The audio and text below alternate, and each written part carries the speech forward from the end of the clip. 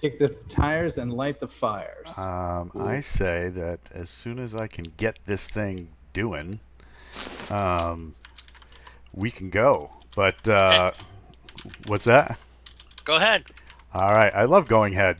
So, Ho, ho, ho. yeah, That there might goes be that PG rating. that might be a little much there, I think. Hey, welcome to Old School D&D being played by sci-fi writers, or sci-fi writers being played by Old School D&D, or somewhere in the middle of all of that jazz. Here we are, and we're playing D&D, and Michael Rothman's doing amazing things with his stuff. Oh man, I need a green screen. Um, we have a really fun table today. We have some people on, some people missing, some people about to join, but don't worry because somewhere in the middle we got dice and mayhem because James, the mercenary murderer Ward, is Dun, here. dun, dun, dun. Yes. And of course, James never murders anybody. Players murder everybody. I'm Yes, getting I've heard many serial killers make that defense in open court. and our lawyer being played by Nick the Skull Crusher Cole. How are you, sir? I am wonderful today. I'm glad to be here with all my friends here in the darkness. Oh, you guys. Oh, And we're going to have some fun today. We got a special guest, Patty Finn.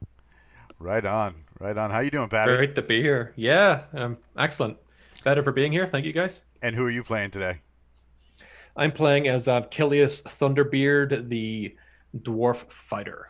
Awesome. Wow. We have Michael Rothman playing the indomitable monk Levi. How are you, sir? I'm doing well, thank you. How are you?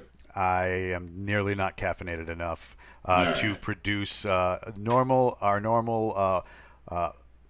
mage extraordinaire, but today playing a ranger, we have Andrew. How are you, sir? Good afternoon, all. Dun, Good dun, to see dun, you. dun. Right Welcome to on. the East Coast. We have industry titan Mark Kern playing Arlynn. How are you, sir? I'm good. How are you? You sound glorious. Oh my god, amazing radio announcer voice.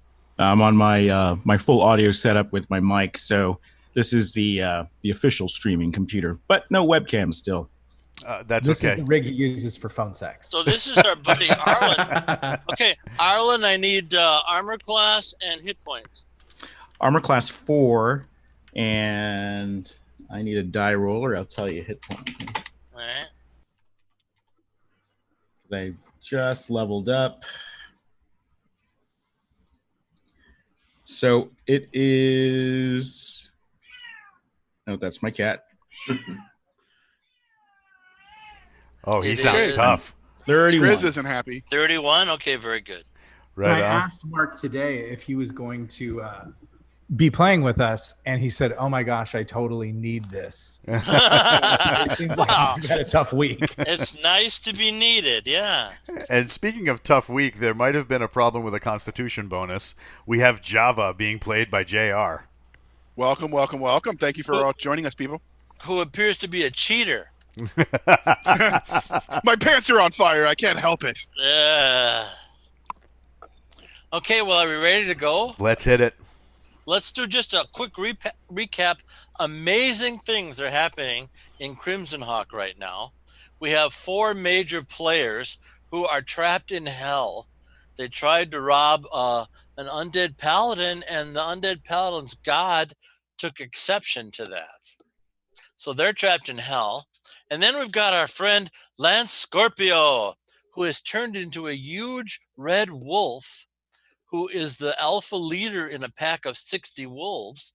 And he is servicing the pack so that next year, amazingly intelligent wolves will be causing trouble in CrimsonHawk. Ooh. So he doesn't get undone until the next full moon, which is next week. And so now we have a group of servants of the big guys who are going to go off and adventure in the castle, hoping to do well and not die.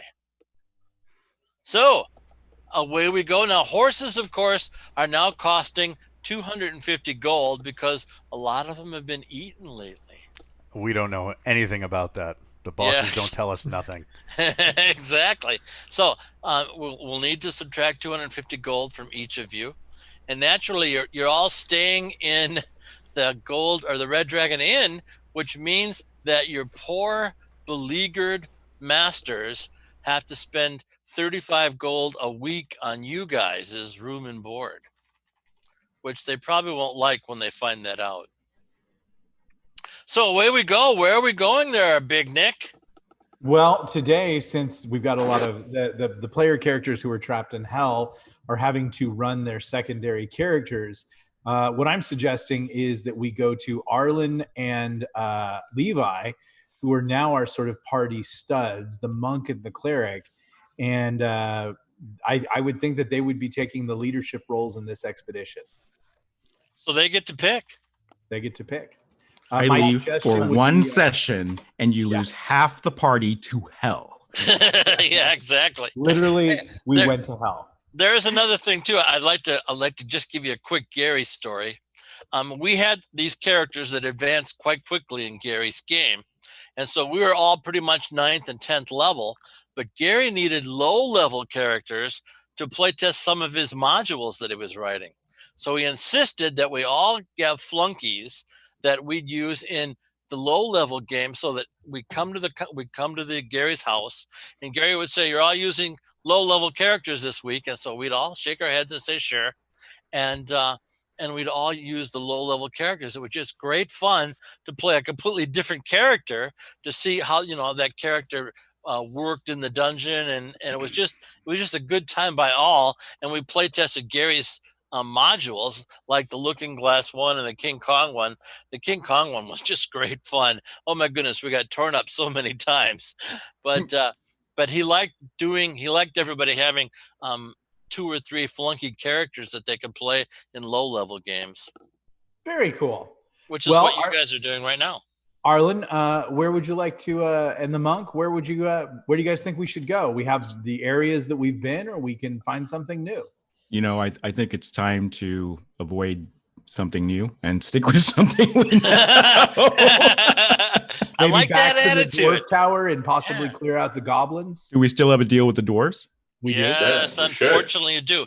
Except we got to roll the die when we get to the dwarf tower and see if they want to honor the deal with the flunkies. Okay. Ooh. Well, I can't negotiate that. My charisma is a 3. I have to wear a cloak to hide my face. I see. I got a charisma of 16, so I say let's go to the dwarf tower. We got a deal. All right, let's try that. And Levi, we wrote you a note. So Wordno wrote you an actual note you can present. And because the dwarves probably can't read, they'll probably take your word for it. And we have a dwarf with us. Yeah, so that'll Yeah. be handy. So we make our way out there, Jim. Okay, and Walt, what are we doing for online people right this second? Is Felix on? No, Felix hasn't hit. Oh no, here he is. Yep. Now he's really easy to spot because he subbed the channel, and right in front of his name, he's got a giant first right there because he was the that's first really nice. subscription to the channel. Well, you be Can sure we, to all, tell. can we all give Felix a big huzzah? 1, 2, 3. Huzzah! Felix, no Google for you, young man. So for those of you just joining us, James, wearing the guise of a sphinx, might have thrown a riddle at us, and Felix was swift on his use of certain tools to assist us, and it was glorious. I worked very hard on 3 different riddles. Very, very hard. And so what does Felix do? Oh, yeah, I'll just look that up on Google and tell you guys the answer. All right, there you go. And he did that twice. So he's in my book. I wrote his name down. So we got Knight of Barsoom asking, what are the odds on a total party kill today? We don't ask questions like that because James gets excited. 27%. 67 Indian, who is one of our longest followers, he said, why is JR having a problem deciding where his Constitution bonus should go? Yeah, because he cheats is what he does. And then we have, let's see, who else do we have? So yeah, we got a couple of people hanging out. That's nice, cool. 67 Indian says, "Bad man." I assume talking about JR. Yeah, So, of course. we got some people starting to type up. So let's get this action rolling and reel right. people in. So we've got to the dwarven tower, and we've hooked our horses on some trees, so we're there ready to be there when we get back from the tower, and that'll be good. Of course, you've lost all your horses 4 different times now, hooking them on the trees. So can we ask the dwarves to look out for our horses? Yeah, no, that's not what they do. Okay. Good question, though. So anyway, we all march into the tower, and the dwarves say, "Hi, hey, how's it going, flunkies of the real big guys?" All right, I'm Wow. not gonna say anything because just saying a word will turn people off. So, Levi, it's up to you, I guess. It's up to Levi. Okay, well, I think everybody's doing great, and these are very honored and skilled novices. But yeah, they have the confidence of our previous team. So All right, we look forward to collecting 10% of your treasures. shouldn't the agreement that we had stand, since these people are in the original teams, they're taking their place for the moment? We don't think so, but we'll contest for that. Let's do a arm wrestling, and the guy who wins, if the dwarves win, you're going to pay the 10%. If they don't win, you're not going to pay the 10%. Okay, that seems fair. So before they get into this match, I am going to size up the dwarves to Okay. make sure they're not wearing any funny items like certain belts, like wide belts that buckle in the back. They that have wide belts, and they have very unusual gauntlets. Oh, what's his name now? That Nick's character recognizes as gauntlets of ogre power. I think Nick's stuck.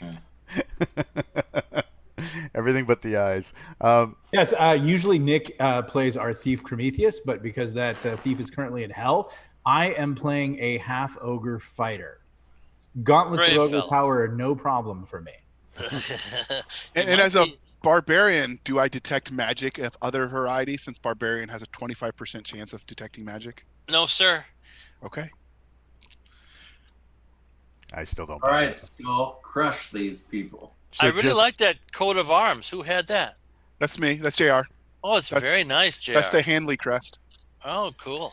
We I try love not it. to judge. So in the stream, Felix the Swift, who once again was our first sub, says, "I will offer a gift sub if James the God DM will do a full and total team kill." Ooh. Well, we'll see. I really can't do it right now. But I am getting really good at rolling new characters, so yeah. Don't piss off the dwarves. Yeah, right. And then Lord Dalus is saying, "There goes the first one." All right. So who is doing the arm wrestling? The half ogre will very quietly step forward. Okay. okay. What is your strength? 19. Okay. Very holy good. crap. So the littlest dwarf steps forward, and he kind of glows. So he puts his arm out for you to grab. Morgaine is going to lean forward and whisper in Dwarven, "Glowing is not honorable when requested combat was offered. Requiem Yeah. doesn't allow such. He glows even more. Weak. Ooh, weak. Now I gotta roll a die. Do you want to take the ogre's place? You claim honor? I'll take his place, big man. Take off your belt. Fight fair or fight me fist to fist, and I'll punch your lights out. Morgaine's a chick, by the way. Okay, he takes off his belt. He doesn't glow as bright as he did. And the gloves, little man. I'll drop my gauntlets and I'll sit down at the table. Okay, what's your strength? 1876. Oh, that's not good. Okay, all right. Damn, she's jacked. I know. All right, so we're I gonna. wasn't sure what else she was going to take off. Exactly. So you get a +3 on your 20-sided die. Roger that. I roll, and I get a very respectable 18. Oh. 18 plus 3 is 21. Oh, that sucks rocks. Okay, all right. We won't charge you the 10%, but it goes off the million that you guys will accrue. Roger. Agreed. Now Skull Crusher has to say over the top since I won in arm wrestling. So that's it. The half ogre gives her a high five and says, "Well done." Oh, there we go. There we go. Praise from the half ogre. Okay. What's your charisma there, Andrew? 15. Okay. I just want you to know that I've also recorded James saying that sucks rocks, and that is my new text message ringtone. Stop it. I decided to wear the Pirate Queen shirt, figuring that was appropriate for the time. So. Oh yeah, there we go. Giddy up. Okay, so we go down into the cavey tunnel, and we go. Well, I don't know how far you want. How far in do you want to go, Andrew, before we start the new stuff? I'll take you all the way in any place. So I guess the question is going to be, since we're taking the dwarf tower, we're going to go down the main hall. We're going to, I guess, go to the chest area, and then we have to make a decision. Do we want to go? What's the first branching area that we haven't taken? The earliest one. Oh, that you haven't taken that? Wouldn't that be 6, Andrew? Hang on. Oh, I don't have numbers. Remember, all I have is mine. We could wipe. We could, we could wipe out the goblins.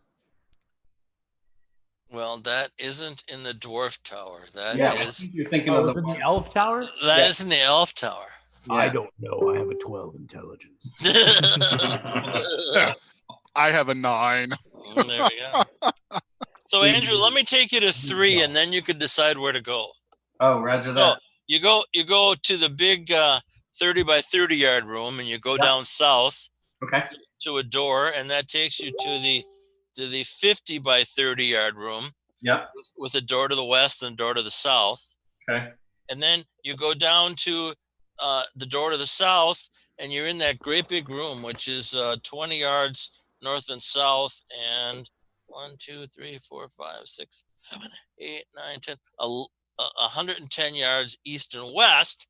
And there, in that room, in the southeast corner, is a door that you guys went in to an area that you didn't want to play with, and circular stairs going down. Yep. So our options are: if we head to the west, that leads us to the teleportation. If we head to the south, that's the other direction. So the circular stairs and the crypt is in here, right? The coffin is in here. Yeah, that's way over on the west side of the area. We can ignore that since we know it. So yeah, in this room, and we just passed your statue of Anubis, by the way. Not that you know anything about that. Okay. He does worship Anubis. He's forced to against his will. Oh my. Well, that sounds about right. Okay. So, I think it's staircase. Let's confirm some battle order stuff real quick, just to make sure. Okay, I've got it in my hand. Levi, the only question we had is: were you 5 going to 6 or 6 now 7? Going to 6. I want to make. I'm 6. I want to make sure we're having the party seniors lead. So, cleric and monk, what are your calls? So you want Arlynn and Levi to lead? I do. Okay. They're in Not charge. Not necessarily from the front. Just they can abdicate that responsibility or ask for counsel, but they are the senior most ranking since you sent us to hell. Wait, what level is everybody else? I didn't send you to hell. You guys sent you to hell. Yeah, we're all level 4. Oh, good. That's good. So we've got the teleporter and we've got the circular stairs. Is that it? Well, no, you can go south too from this room. This is room 6. Okay, since we've got level 4s, I don't think we should take the circular steps anymore. Right. I think we should go. Oh my God! Wait, was that mocking from the DM? I don't feel safe. Hang on 1 second. Just to make it a little easier, I will share the map so everyone can see what we're looking at. Yeah, that would be awesome. Share That the would map. be awesome. Look at that. Yeah, that's great. So if you look here, the coffin, the Anubis statue is represented in black. The coffin is in red. Circular stairs is here where my cursor is. That's leading further down onto map 2, and this is the teleporter that led us to all bad things. So we have that reference. I suggest we avoid the all bad things, and south sounds pretty good. What do you think, Arlynn?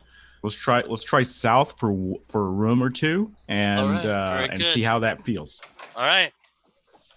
So Hey, James, if you wouldn't have sent us to hell, we would have gone where you wanted us to go. I didn't send you to hell. You guys sent yourselves to hell. I just want everybody to know that You can play at this game. I just want everybody to know that the Twitch chat is in full support of James. All right. Thank you, my friends. Knight of Barsoom wants to know, James, why aren't people dead yet? It's a fair question. Lord Dallas is saying, notice the delaying tactics. Let's check the battle order. And they're saying that we have no stones if we don't go fight the Beholder. There we go. Oh, well, yeah. I wouldn't recommend that myself. Anyway, you guys, there's a door. You open the door easily. James, can I ask you a quick question? Ask away. When Gary first introduced the Beholder, did he do that? Did he do what? Were you guys adventuring and he's like, hey, I've got this new monster. It's a Beholder.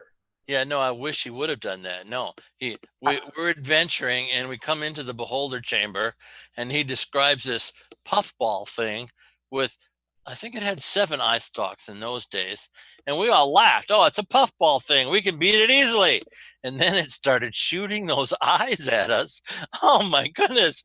It was terrible. Some of us died. Some of us turned to stone. Some of us ran in fear. It's not good when you drop your +5 magical sword and run in fear. That's just not good.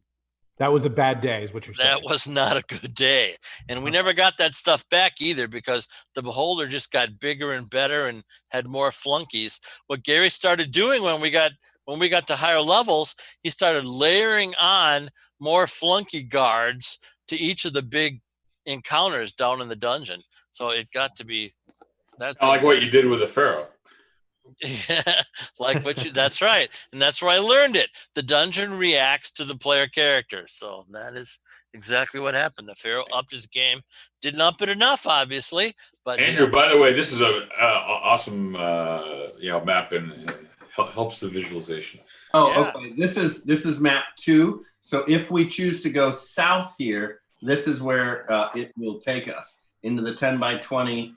So we've got to make some decisions if that's what we wanted to do. So I don't know. Okay, so we have explored this. I mean, yeah, this is the area where there are the gas traps in the room with the statues. We cleared out some of the gas and dealt with that. Okay. So I mean, so we haven't gone east. The only option for new is taking the express elevator down, unless. What about east and north? Well, so that would bring us back from the north. Hang on, I'll switch maps here. Are we still in room 6, Andrew? Yeah, so we'd have to go back to this. No, I'm not seeing room 6. Oh, it didn't. There we go. Okay, that's good. Yeah. The one with the red box in it is room 6. Right. So yeah, that's really if we go back up, if we go back north, that's where we wind up. There isn't really another option here. I can put them next. So we have not gone east though from the south. Yeah. So south. East is a circular staircase. Right here. Okay, got it. This is the only. If we go to this door here, that's bringing us down to here. Well, that's the east. I meant is the first where you've got the room to the west and the corridor to the east. It isn't. Okay. Yeah. So the bottom of map 1 is the top of map 2. Right? Nope. It's not? It looks like it. Nope. That map 2 is part of the complex that's off to the west. When you guys got teleported, by going through, let me see, that'd be going through the double chest room. Yeah, going through the double chest room, because Andrew's missing a door. He's missing a door in. Oh, I am? Okay. Yeah, that's okay. It's all right. It's no big deal. Where the red chest door is below, I'm missing that door? Kind of. I think so. Kind of, sort of. But anyway, your choices are go south where you haven't been, or go west where you have been a little ways, or go down that circular staircase. And west was where we had the teleporter, right? Yes. Yeah, I don't want to play with teleporters. So we Yeah. can go south where we have not been, or we can go east through the circular stairs. Yes. And to clarify, when we go south through that downward arrow on map 1, Yeah. it does not transition to map 2. No, that correct? sir. No, Okay. sir. Oh, okay. All right. So let's do that. Do that. Yeah. Okay, so yeah, I had the maps. I'm missing a piece then. You're doing great. You are doing great otherwise. If- So anyway, we're opening the door to the south. If it would have been me making maps, they would be obscene doodles, and we'd be lost. Oh no, this is the map. Sorry, I just. Ah. Okay. That's the one you're talking about, Jim, right? Isn't that the one underneath the crypt? Doorway 50 by 50? Isn't that what it is? No, is it 50? Yeah, it is 50 by 50, you guys. But I didn't think you guys entered that room. Yep, we've been in there once and we ran away. Did you get attacked by something in that room? That I can't remember. Okay, Was it well the then. Sturgis? Yeah, it's the Sturgies. Very good. Who remembered that? That's Arlynn. Okay, Arlen, well done. Yeah, you get attacked by Sturgies when you go in that room. Oh, all right. That was bad. Let's go to Yeah. stairs. Yeah. I think that's the only. Yeah, everyone's gonna die on the Sturgis. So. So do you want to go to the circular? Well, either that or if we know that there's an exit to the west, we could kind of hoof it and try to run past the Sturgis. I mean that is an option. I don't think that they stick to you with their little beaks. They do. They do terrible things to you. Here's what we have for notes that are our challenge. We know that the big boss, who can hide very well, he tried to hug the wall and they still came and got him. And my boss had invisibility and we weren't smart enough to use that the whole way. So I guess we should have arranged to have someone cast that. We have no spellcasters other than the big boss now, Arlynn. Arlynn, you're sort of in charge, my friend. Wait a second. I thought we had another cleric. You are the cleric. Nope, Drawn is not there. The thief Drow is there. Ah. But he's a good guy.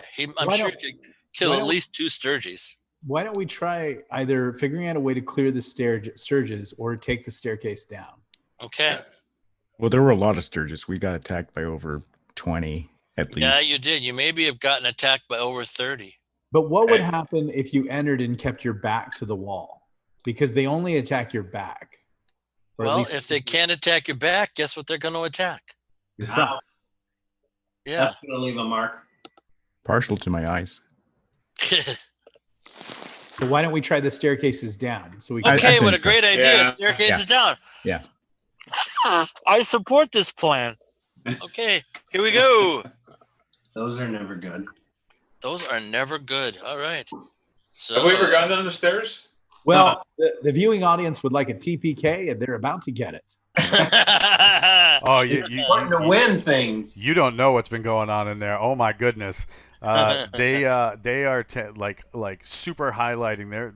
They're super highlighting and throwing down emojis like crazy, trying to get us to fight the beholder. And they're saying, you guys are acting like points. Yep, that's true. Well, and we're not even in the right building. yeah, I know. You can't fight the beholder. Yeah, they're fired. You have All to right, go down the a stairs, well. James. What do we got? Down the stairs. Here we go. I got to watch a chick arm wrestle a dwarf. What's wrong with these people? I know, Dave. And win, which is even more And win, and important. I didn't even get experience for that, and that was awesome. Oh, look at that. Okay. It was awesome. So you come into a huge room. The huge room is 10, 20, 30, 40, 50, 60 yards east and west. 10, 20, 30, 50 yards north and south. Okay, when we come down the stairs, where is the staircase relative to the room? In the middle of the east wall. On the east wall. And can I get the dimensions again? Yes, of course. 60 by 50. 60 Right. east and west, 50 by north and south. There's a door in the middle of the north wall. There's an open portal in the middle of the west wall. There's a door in the middle of the south wall. Okay, hang on one sec. Nobody's walked in there yet. You said a door to Just the south, downstairs. a door to the north. Like that? Exactly like that, my good friend. So, okay. Nobody's walked in there yet. All right, party leaders, what do we do? Well, what do we see down here at the base of the stairs? Well, your lights go into darkness. You don't see anything. Got dark vision. Half health. Dark vision is good. Now, you sure it's dark vision or is it infravision? Two different things. Yeah, I'm trying to remember that. It's probably not dark vision. That's just no. It's an infravision 60 feet. Yeah. Okay. So we've had this to talk without you. Infravision just shows heat sources. You see no heat sources.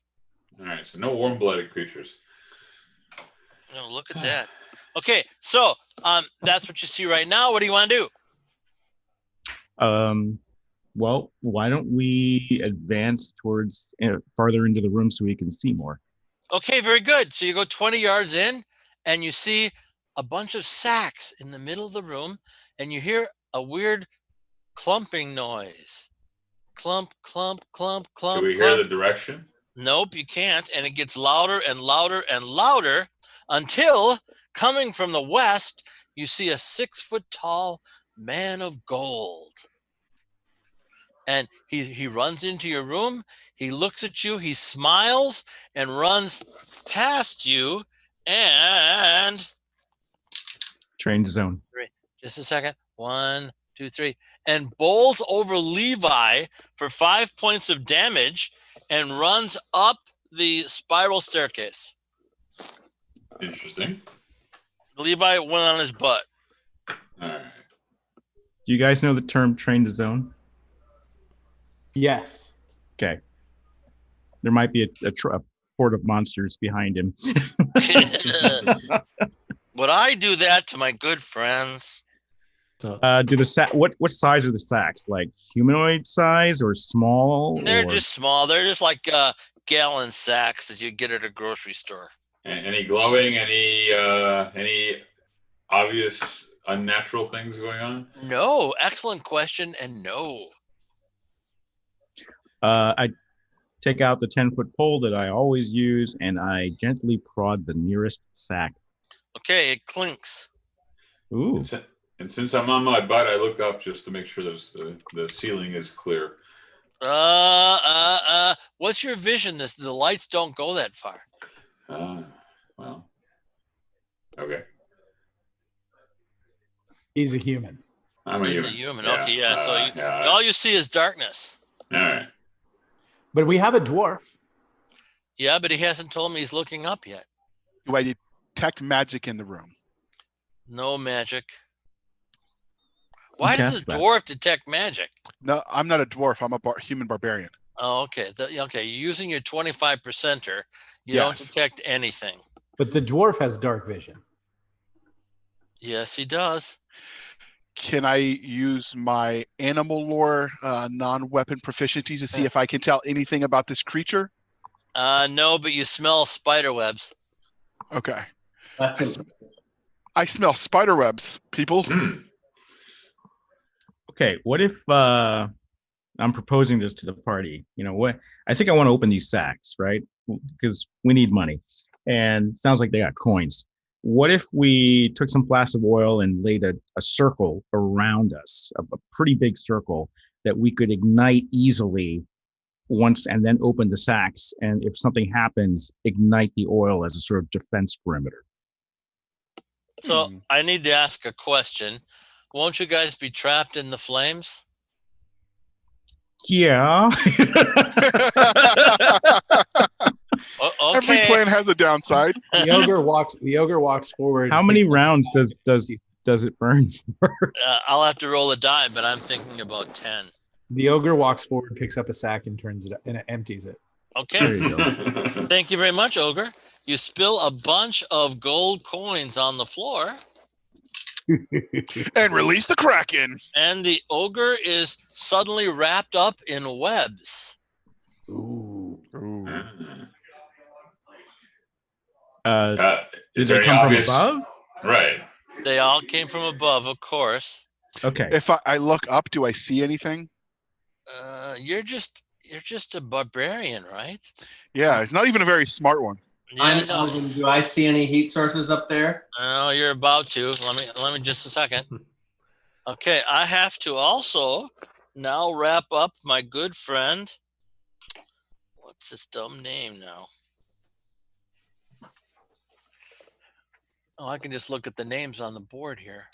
Yes. Isn't that handy? Oh, it's super handy. I have to. Java is now wrapped up, so we have the ogre and Java wrapped up in webs, and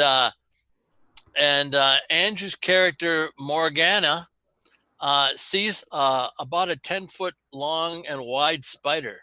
I'm gonna pump 2 arrows into that thing. Okay, you're gonna try. There is that too. Okay, armor class 3. Roger that. +1 with a bow, elf. Dexterity, a natural 20 and a 19. God, Natural 20, Jim. yeah. Thank you. It means nothing in this game, as I've told you many times before. It hurts a lot worse though, and feels better for us. Okay, Skull Crusher and Java are trapped. Can I use my strength to break free? When it's your turn. Okay. So that was Morgana. So, Draw, what are you doing? Do you want damage or no? Yes, please. A total of 10. Thank you. Do I see this thing? No. Well, you're just a Spider. unit, right? I'm screaming spider. Yeah, okay. But I He can't doesn't- see it.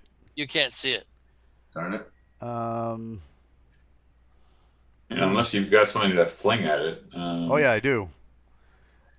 But if I can't see it, what am I shooting at? Right. Yeah, right. yeah, you can't. Well- Can I reposition to find where he is? I mean, wouldn't it stand the reason that the webs dropped kind of vertically down onto whatever the victims were? You know, if this was a reasonable game, we wouldn't be having as much fun. Really.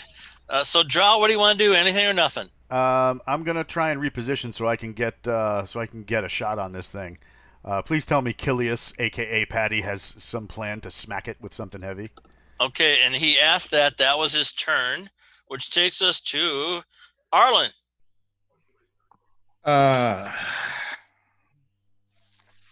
I was going to suggest someone throw their torch up, but then that just might end up in flaming debris coming back down on us. It might, yeah. So I'm going to just cast Sanctuary on myself, Oh, which that's means disgusting. that anything that has to attack me has to make a save, and that's my turn. That's what you do. Levi.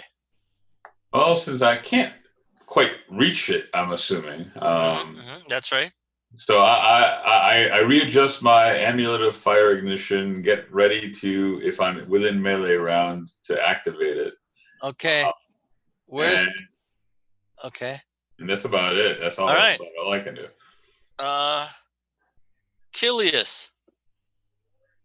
So Kilius is going to also just try and fire an arrow at it. In the dark? Oh, in the dark, yeah. So he can't He's a see with dwarf. his infravision. It's too far away to see in infravision. Don't dwarves have dark vision? Yeah, they do, and it's too far away for dark vision too. Okay. This thing's way up on a high ceiling we can't see. Of course. Okay, Wouldn't I- you be there if you were a giant spider? If Kilius could not see anything, then I'm going to say he would actually run in and try to help Skull Crusher by removing some of the web. Oh, what a good thing to do. He's too happy for that to be good news. Kilius is now covered in spider webs. That takes us to Skull Crusher. You trying to get out of the webs, my friend? Yes, I'd like to bend bars. Nice. Actually, you can't quite do that, but you can roll a 6-sided die, and if you roll a 6, you're a happy man. Even though I have a 19 strength, Yeah, even though. give me a 5 or 6. 6. He's awesome. I rolled a 1. Okay, guess what? And But that takes it us. would seem odd that I would have the same chance as everybody else. You know, you aren't familiar though with gigantic spider webs. That's true. That's true. Jim. First, you have to get through the stickiness, then you have to get through the webness, and then you got to do lots of things. But you'll be rolling an 8-sided die next turn I accept your ruling. if you're alive. Yeah, you bet you do. You do. Java, it seems to be your turn, my friend. I would also like to try to escape the sticky wonders of goodness. Start with a 6-sided die. If you roll a 6, you're a happy man. I too got a I too got a 1. Okay, very good. That means we get Not good for you surprise. guys. Don't we get All right. surprise on the spider with a 1? Surprise! Yeah, great. Okay. Darn Yeah. it. Because we're number 1. It's important to feel like we're winning. That takes us to Draw, you got nothing special on, right? I have a great set of armor. This hood is amazing. Yeah. And, Okay. So you're now covered in webs. that's Okay. Is That it you, takes me, us- and Levi? What? I'm So- sorry. I'm just trying to ask the party. Kilius, is it you, me, and Levi left? Are the 3 of us the only non-webbed people? It is Morgana, Arlynn, Levi, Okay. and that's Kilius it. is webbed, yeah. You Yeah, are. Kilius is webbed. Mhm. Yeah, All right. One of you guys set a torch. We've got to start burning these webs out. that would be nice, but and that uses your turn, of course, Morgana. Well, doesn't the monk generate fire? Doesn't work. I have something that can ignite fire. On contact. It's Does that work? Arlynn's turn. I don't have a torch. That's the problem. But I Okay. have sanctuary. I can take any non-aggressive action without dispelling the spell. Yeah. So yeah. I can try cutting someone free, or I could. I have spare torches. All right. So if you do that, I will try to free the nearest member with a ranged weapon, which was Morgaine, who's trapped in the webs. Right? No, I'm not trapped. You're Morgana's not trapped. Who's No. who's trapped with a ranged weapon? I want So you to- are you okay? Hold Now on. just a second. We're dealing with our friend Kilius right now. So you've got pick one of these. You got Skull Crusher, Drow, Java, and that is Kilius. Which one had the ranged weapon? You don't I know. have a ranged weapon. Okay, you can't say that. You're, Well, you're no, wrapped I in the webs. Because someone had made a ranged attack, and I was, Yeah, okay, I was wondering what- which one of them. I'm firing arrows because I can see this nasty little thing. So All right. you gotta try and free somebody. All right, I'll just try to free Drow, I guess. And this is Arlynn. Okay, very good, Arlynn. Oh, I got your armor class here. Arlynn. Okay, there you are. And Arlynn is webbed up. Oh, No, they didn't have to roll to save? Some people consider using your knife on another person an act. So that takes us to Morgana and Levi are the only ones not webbed right now. And we'll go with all the web guys first. So, Skull Crusher, you get to use an 8-sided die. Okay. On a 7 or 8, you free yourself. All righty. 2. Guess what? Guess what? That's kind of bad for you, actually. You feel the webs getting even tighter on your body. Kilius, what's your strength? 17. Oh, that's very good. Okay, so on a 6-sided die, you need a 6. Oh, dear. 2. 2? Well, okay. The webs tighten on you, too. That takes us to Draw. What's your strength? Uh-oh. You're muted, Boomer. Nah, I got you. But I was doing something in the background, and you don't need to hear that. Strength is 16. 16, okay. You need a 6-sided die. On a 6, you're happy. On a 6, I'm happy. I have dice. I've D&D'd before once or twice. I know how to do this. Yeah, really. That is how you D&D. That is how you D&D. On a 6, I'm happy. Yeah. I'm not happy. Okay. What number did you get? I got to figure tightening. 3. Okay, yeah. Webs are tightening on you. Java. You're using an 8-sided die now. On a 7 or 8, you're happy. All right, getting the 8-sided die. I got a 3. Okay. Webs It are beats a tight- 1. Yeah. Arlynn. My strength's a 12. Okay, good. Yeah. On a 6-sided die, I'm not even sure. No, hang on. I'm thinking. I'm thinking on a 4-sided die, you need a 1.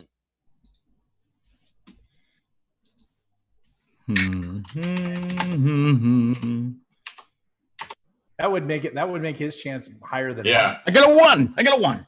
Okay. Now, that's not the proper attitude, young man. He got a 1. You should feel happy for him. He's just mad because he didn't get out of the webs. Okay, that takes us to Levi. Oh Lord.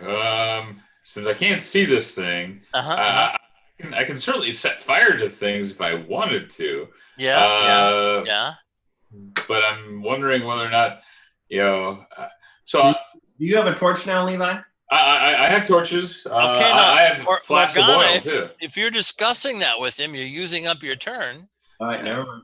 If you had a lit torch, I was gonna knock my next arrow into his flame. Yeah, okay, great. But got it.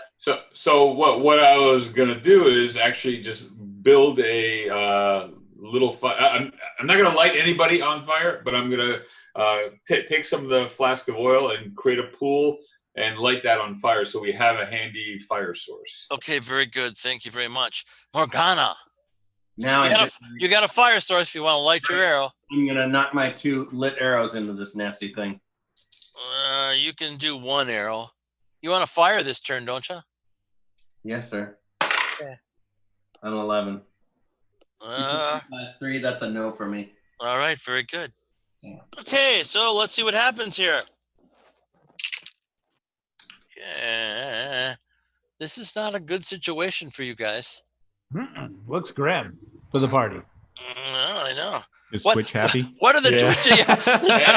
Are the Twitch people excited beyond words? Yeah, the internet roars with approval. Oh man, there's some craziness going on. Yeah, I bet there is. Night of Barsoom came in and out. Felix the Swift wanted to know if anybody's got arachnophobia. We don't, but we will after this. Yeah, you will after this. And looks like where'd it go? Looks like Lord Dalus wanted to know if you ever had gamed with Dave Arneson. Oh yeah, I have. It wasn't a lot of fun. Okay, so Arlynn, you're all webbed up again, buddy. Yeah. I'll try to escape again. I thought the 1 was a good number, which is why I was excited. It isn't your turn right now. Okay, the spider's turn then, and now it's Morgana and Levi's turns. So Morgana, what would you like to do? I'm gonna try and put 2 more arrows into it this round with Levi's pool of goodness. Burn and burn. Go ahead. I need 14 plus 1 with the bow. 19 hit, 8 miss. You hear a scream of pain. This is a flaming arrow. Yeah. For 5. Do I do flame damage? A d6 for flame damage? Yes, sir. Roger that. For 4 more. Yeah, wow. That's a good amount on this poor spider. And that's 19 total. And it should be on fire. It isn't. Well, it's the arrows are burning. Its fur isn't burning yet. Can we all see it now? You all can see it now. Levi, it's your turn. Excellent. All right, so I can see it. I don't think I can reach it though. I don't have a sling. So then you're out of luck there, buddy. Yeah, and I'm assuming it's not within throwing range for me to. It's pretty high up. So you can take my spear. You can use a spear. Take my spear. Okay. And Andrew, what did you just do wrong again? Oh, my fire? You did your turn. You can't give him advice on your turn. But I noticed that he's got a spear. Yeah, you noticed. Yeah. Point of order, as Nick would say, we are not standing there. Fire. My God. He sees me moving. He says, "God, she's got a hot ass." And then he's looking. Where he's looking. So you're gonna throw the spear at it? I will do my best to. I'll pilfer the spear real quick, dip the tip in the fire, and try to throw it at the target. Yeah, okay, that's not going to do anything at all. But I have to ask you now: as you imagine doing this, you imagine missing, and then you imagine the spear coming down and coming down on one of your allies. Does that stop you from doing it? This party? As the guy who used to fire into people's backs, no. Yeah. Well, let's put it this way. I guess I'd have to judge. How high up is it? It's probably just a little bit out of your throwing range. Oh. Okay, so if I determine that it's out of my throwing range, I probably wouldn't have bothered to throw it. So there's not much I can do. I got to sit this one out. Okay, very good. I like that. Okay, now, so we go to Skull Crusher, who uses an 8-sided die, and on a 4 or higher, he's free. I think that I would like to burn the webs in the flaming pool. How do you do that when you're in the webs? I roll over and try to get close to them and ignite Yeah, them. there's no rolling, buddy. You're like stuck fast to the floor. Oh, okay. All right. 2. What'd you roll? 2. Okay, I'm sorry. You may not now get out of the webs without help. Okay. Kilius, you get to roll an 8-sided die on a 7 or 8. You're happy. 7 or 8, I'm happy. I am very not happy. What'd you roll? 1. Okay, you now cannot get out of the webs without help. Arlynn, you got, let's see, it's a 6-sided die on a 6. You're happy. All right, here we go. 6. Come on. What's the opposite of 6? 1. That's what I rolled. Okay, you're stuck even further. That's not good for you guys. Takes us to Drow. Whoops. 6. Okay, you're happy. You are out of the webs. At least one of us is happy. I know. That takes us. It happens so rarely. Take us to Morgana. How's this thing looking? Because I was going to fire 2 more arrows. Well, it's definitely wounded. There's big drops of blood floating down on the floor. I'll dip both arrows in the flame and fire 2 more. Okay, very good. Flame goes out. Say that again. Oh, the flame goes out. So this is my last shot. Yeah. Okay. It's never done that before. Both hits, 14 and a 13. Oh, this is disgusting. So I'm not going to like this. Arrow damage is 8, and the flame damage is 8. 16 more. We're up to 35. I know what we're up to, my good friend. Sorry, it's a math thing. Okay. All right. So the spider hits the ground and splashes in blood and gore as Morgana kills it. Nice. Excellent. I'm going to take my dagger out and start cutting people free carefully. Okay, that's very good. Yeah, you free everybody. Thank So goodness. now you're all free. You got these 7 sacks in the middle of the chamber, and we can go in only one different direction. So are they all sacks of filled with gold coins? Yes, every one of them. How much gold? That's a great question, and the answer is, hang on, worth 2, so 10. Okay, the answer is 4,000 total gold. High five, Levi, and say, way to cover my back. Okay, now the problem, of course, with 4,000 gold is it weighs 400 pounds. We got an ogre. Yeah, great. Okay. So you want to strength. weigh him down so that he can barely move? Did we lose our backpacks of holding? You don't. Yeah. They're in hell. Currently in hell, or actually, yeah, they're currently in hell. That's the name. They're with important people. One of them is in the inn with Wolf Boy. Yeah. No, okay, no, because the pack turned into a wolf part when Wolf Boy turned. The ogre wonders, is the spider have a lair up there? Oh, that's an excellent question. There is a big hole up there. How high up is it? Seems to be 60, 70 feet, maybe even more. Hey, Drawn, buddy, do you think you could climb that? There's no thinking. There's only attempting. I can climb. I have mountaineering as a barbarian from the Actually, as a monk, I have pretty good climbing. 88. Yeah, okay. So mountaineering won't do it for you, buddy. This is a nice wall, dressed stone. So the other I've two got guys. climb walls. Yeah. What's your percentage? 88. So roll it and let's see what happens. With climbing spikes? 48. You got a 48. Yeah. Okay, so you're up there. Anybody else climbing? What do I see? Well, you're not quite there yet. I have to find out if okay. anybody else went with you. Yeah, I'll go with him. given the mountaineering is all about putting the pythons into the wall and then climb, wouldn't that skill apply to all stone? That's wonderful. That's wonderful. JR, my good friend. So here's what happens. You take out your piton and you take out your wooden mallet and you start pounding in between one of the cracks in the stone, and your piton breaks. And you say, "Oh, well, that's just kind of a weird thing. I'll try another one."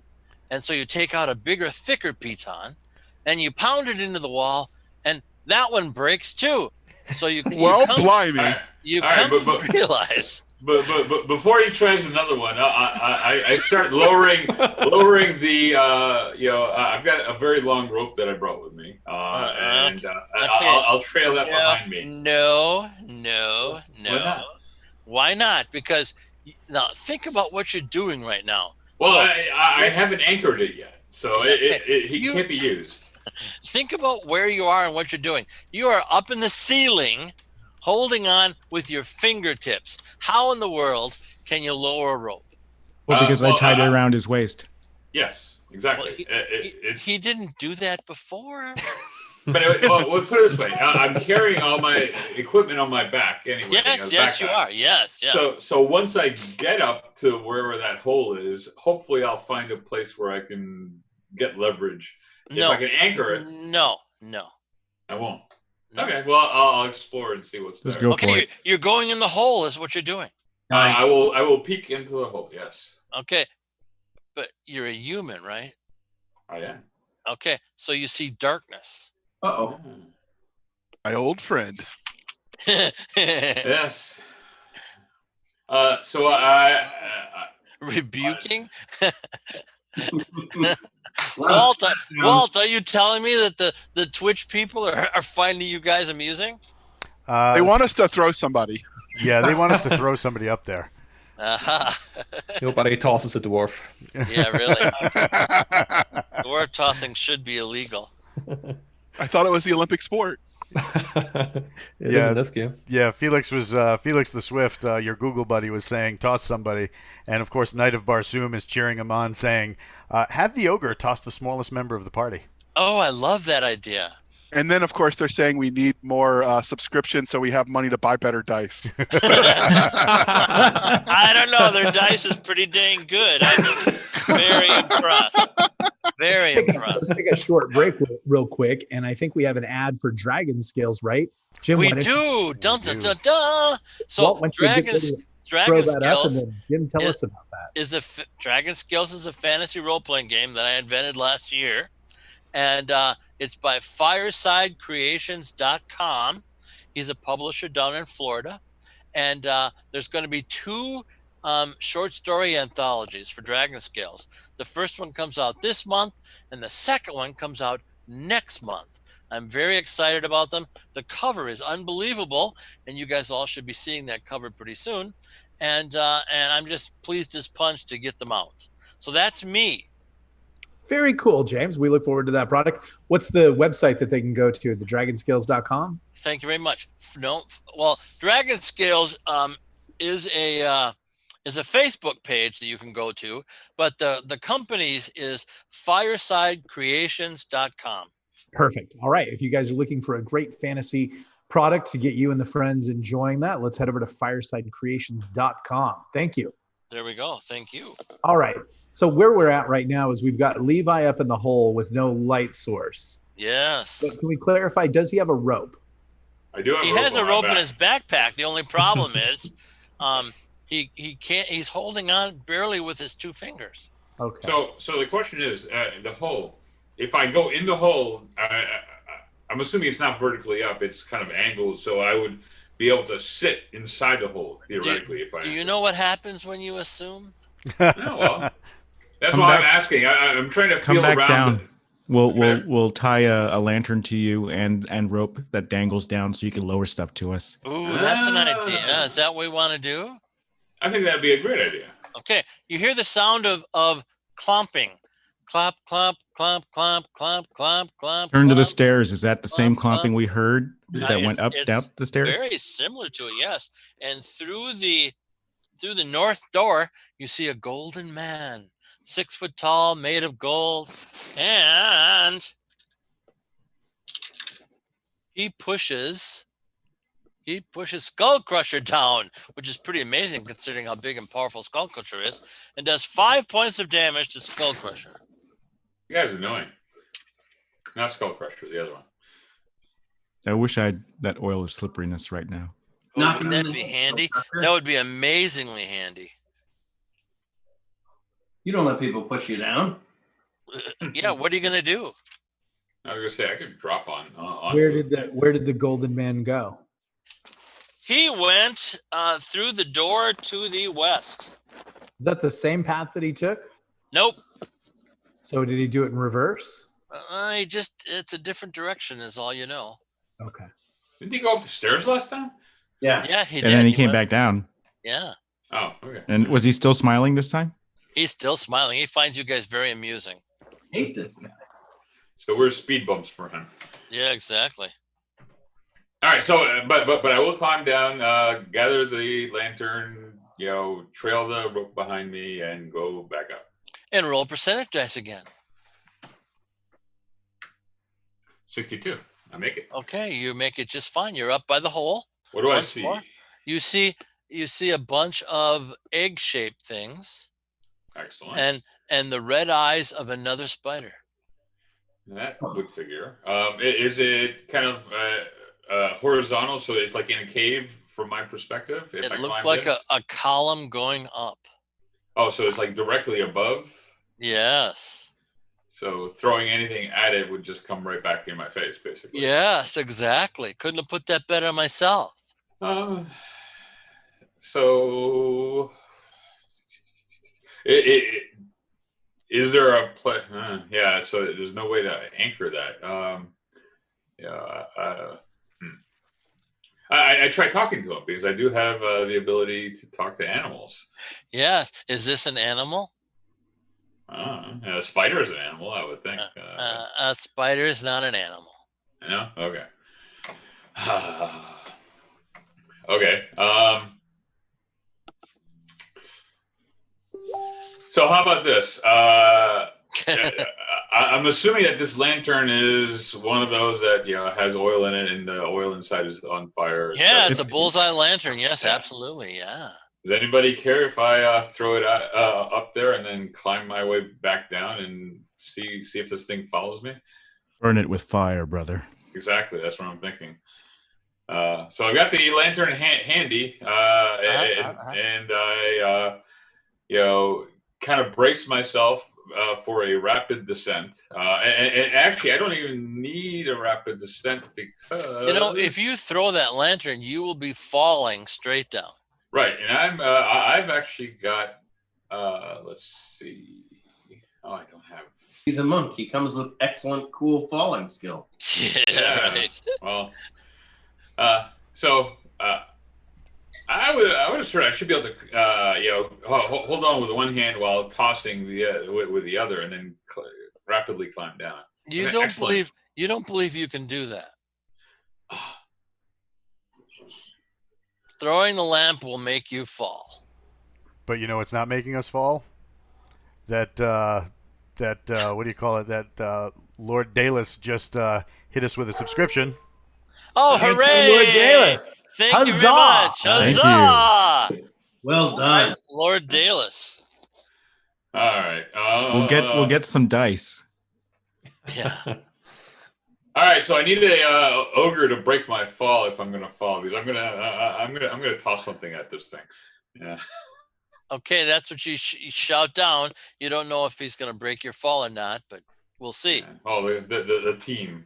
Yeah. I will step forward and attempt to catch him too with my barbarian skills. You guys are so wonderful. All right. So what do you need to hit armor class 4?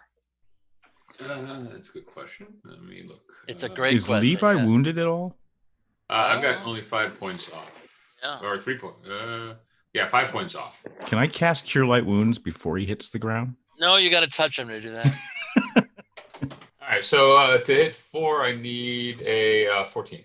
Okay, roll them bones, buddy.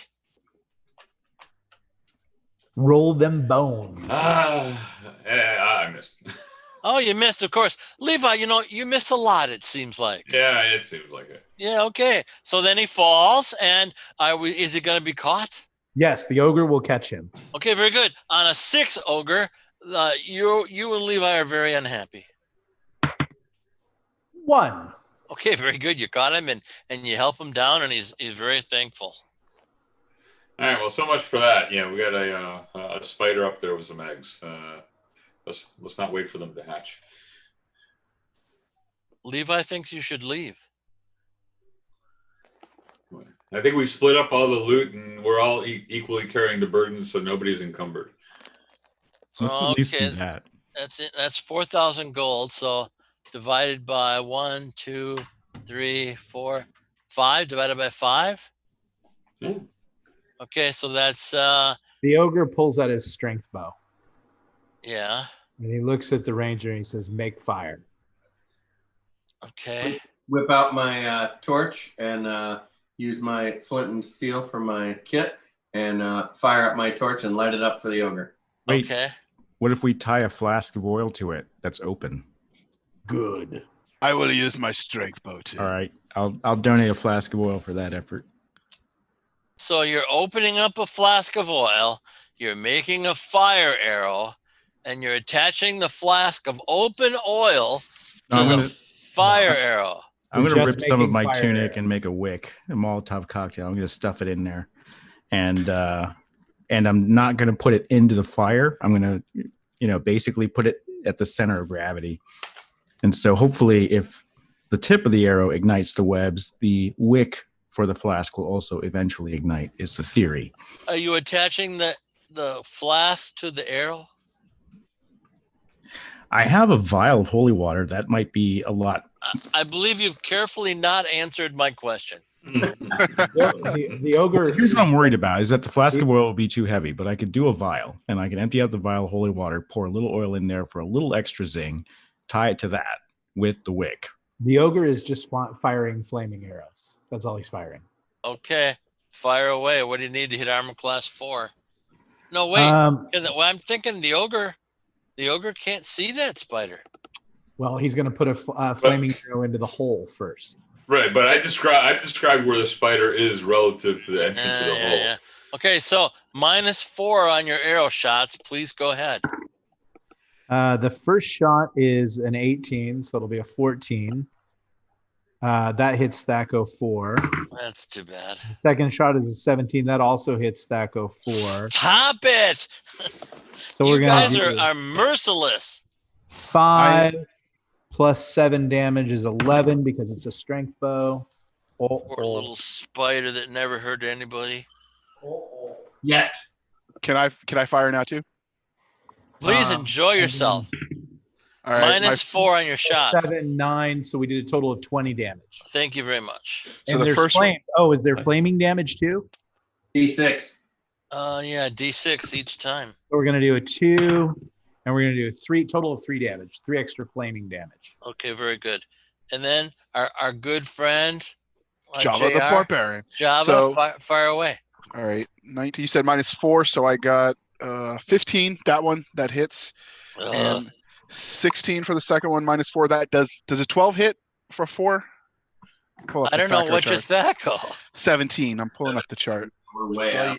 Yeah, you're gonna, you don't hit at all. All right. So I hit with one. Shot. I got one shot, and for that one, 12 damage, and then it's +6 for the flaming. Actually, our good friend Nick put out the fire that was in the pool using just- his arrows. All right. Well, then I will do just the 12 for damage. Okay, that For- is a problem. That is a real problem. For the spider. Yeah, I know. Okay. All right. That's that round. Everybody can go next round now, starting with my good friend Java. All right. So now that the spider is dead, I will You wait. don't know that the spider is dead. You can't see it. Then I'm going to put another round into the spider. Okay, enjoy yourself. An 18, it hits, and a 16. Does a 16 hit? Nope. Does a 16 hit? Let me pull that up. At -4? No, it Yeah. doesn't hit.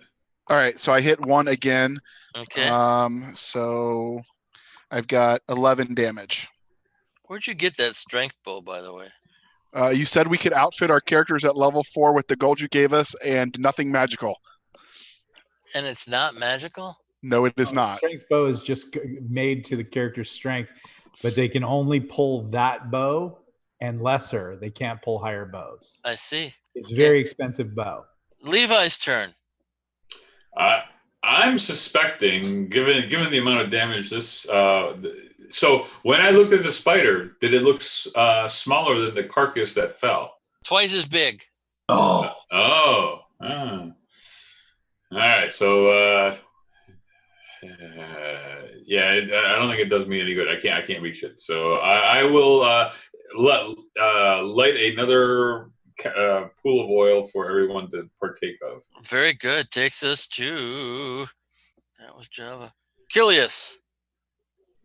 So Kilius, hearing Levi describe where it roughly is going to light an arrow and copy what the rest of the other guys are doing. And what are you shooting? Shooting with a normal bow. Okay, -4. And that is 16. So 1? Thaco of 1? It's a Thaco of 4. Yeah, he Roll hits 4. a Thaco okay. of 1. So Yeah. So 17 minus 16. That's your no, not 17 minus 16. You what was your roll? Was a 16. A 16. Okay, and so you -4 on that, so that becomes a 12. And What's the Thaco? Does a 12 hit a 4? No, it does not. Okay, very good. That takes us to Morgana. I'll dip 2 arrows. I have blind fighting as well as Elvish fighting. Oh, that's irritating. Blind fighting, I can't subtract 4 when he shoots his bow. But I can put out the fire that's on the floor because your arrows suck it up. Well, I hate that. I hit twice. Stop it, you guys. This is really kind of beyond the odds. It's amazing. We weren't saying that when we were rolling 1, trying to get out of our web. Yeah, really. I did 2 and 2 for Boy, my friend. Flame damage. I did 8 more. So you hear never become personally attached to the monsters yet. You hear a scream of agony and horror coming from the hole. I like that it screams in horror. Yeah, Skull Crusher. 2 more flaming arrows. No more flame. There's no fire on the floor. He looks at the monk and says, "Make flame." So you're waiting, or you're gonna shoot your arrows? Well, I think, not to play the monk's character, but he can just ignite the arrow. It isn't the monk's turn. Okay. That would be cool. Skull Crusher's holding. Yeah. Well, aren't you going to attack? Yeah. once you make flame on arrow. Okay, great. Which takes us to Drawl. I'm gonna do what the rest of our folks are doing, and like other like-minded and smart, glorious players, I have blind fighting. Oh, that's disgusting. 17. All right. How much damage? 7. I'm using sheaf arrows, so slightly heavier grade of arrow. Levi? No, Levi did his turn. Okay, so you see great gouts of blood come out of the hole, and the screaming and pain stop. Did you skip me? No, you did. You went first. Oh, okay. The ogre looks at everybody, looks at the monk, and he says, "Climb." And he looks at the barbarian and he says, "Spikes, hammer, give." Well, I will actually go ahead and do the rope trail thing. And actually, does anybody have any other lantern for me to borrow since I busted one of them? I can give you my lantern, as well as I'll give Skull Crusher I'll give him 6 spikes. Are they pitons or spikes? I have iron spikes and I have 4 pitons. I want the monk to carry up a hammer and a piton and rope, and I want him to hammer in a piton, put the rope through it, drop half the rope back down so that the ogre can belay everybody or whoever wants to go up. He can't do that. That was an amazingly lucid argument. Yeah, when he grabs the hammer to pound in, he loses his grip and he falls. If he goes up in the hole, though. So how wide is the hole? Oh, it's like 10 yards wide. Well, maybe there's a shelf up there or something. Yeah, you guys keep saying that, but as a dungeon master, I would never put a shelf in a spider hole. So, Dron, can the two of you go up? One of you be the holder and the other be the roper? Yeah, let's do it. Okay. So, you guys do that, and we're all set. But when you try to pound the pitons in, they break. So I'm looking up to see what do I see up there first in the hole. Okay, you see a bunch of eggs, you see a dead spider, and you see another exit. Right, who is trying the pitons? Because I've got iron spikes. So how is the spider not falling through the hole if it's vertical? Okay, and what does a spider have that allows it to stick to walls? All right, so the little hairs on its legs or whatever. Yes, exactly. Whatever. I was going to say faith. Yeah. Faith. That's good. Yeah, it's funny.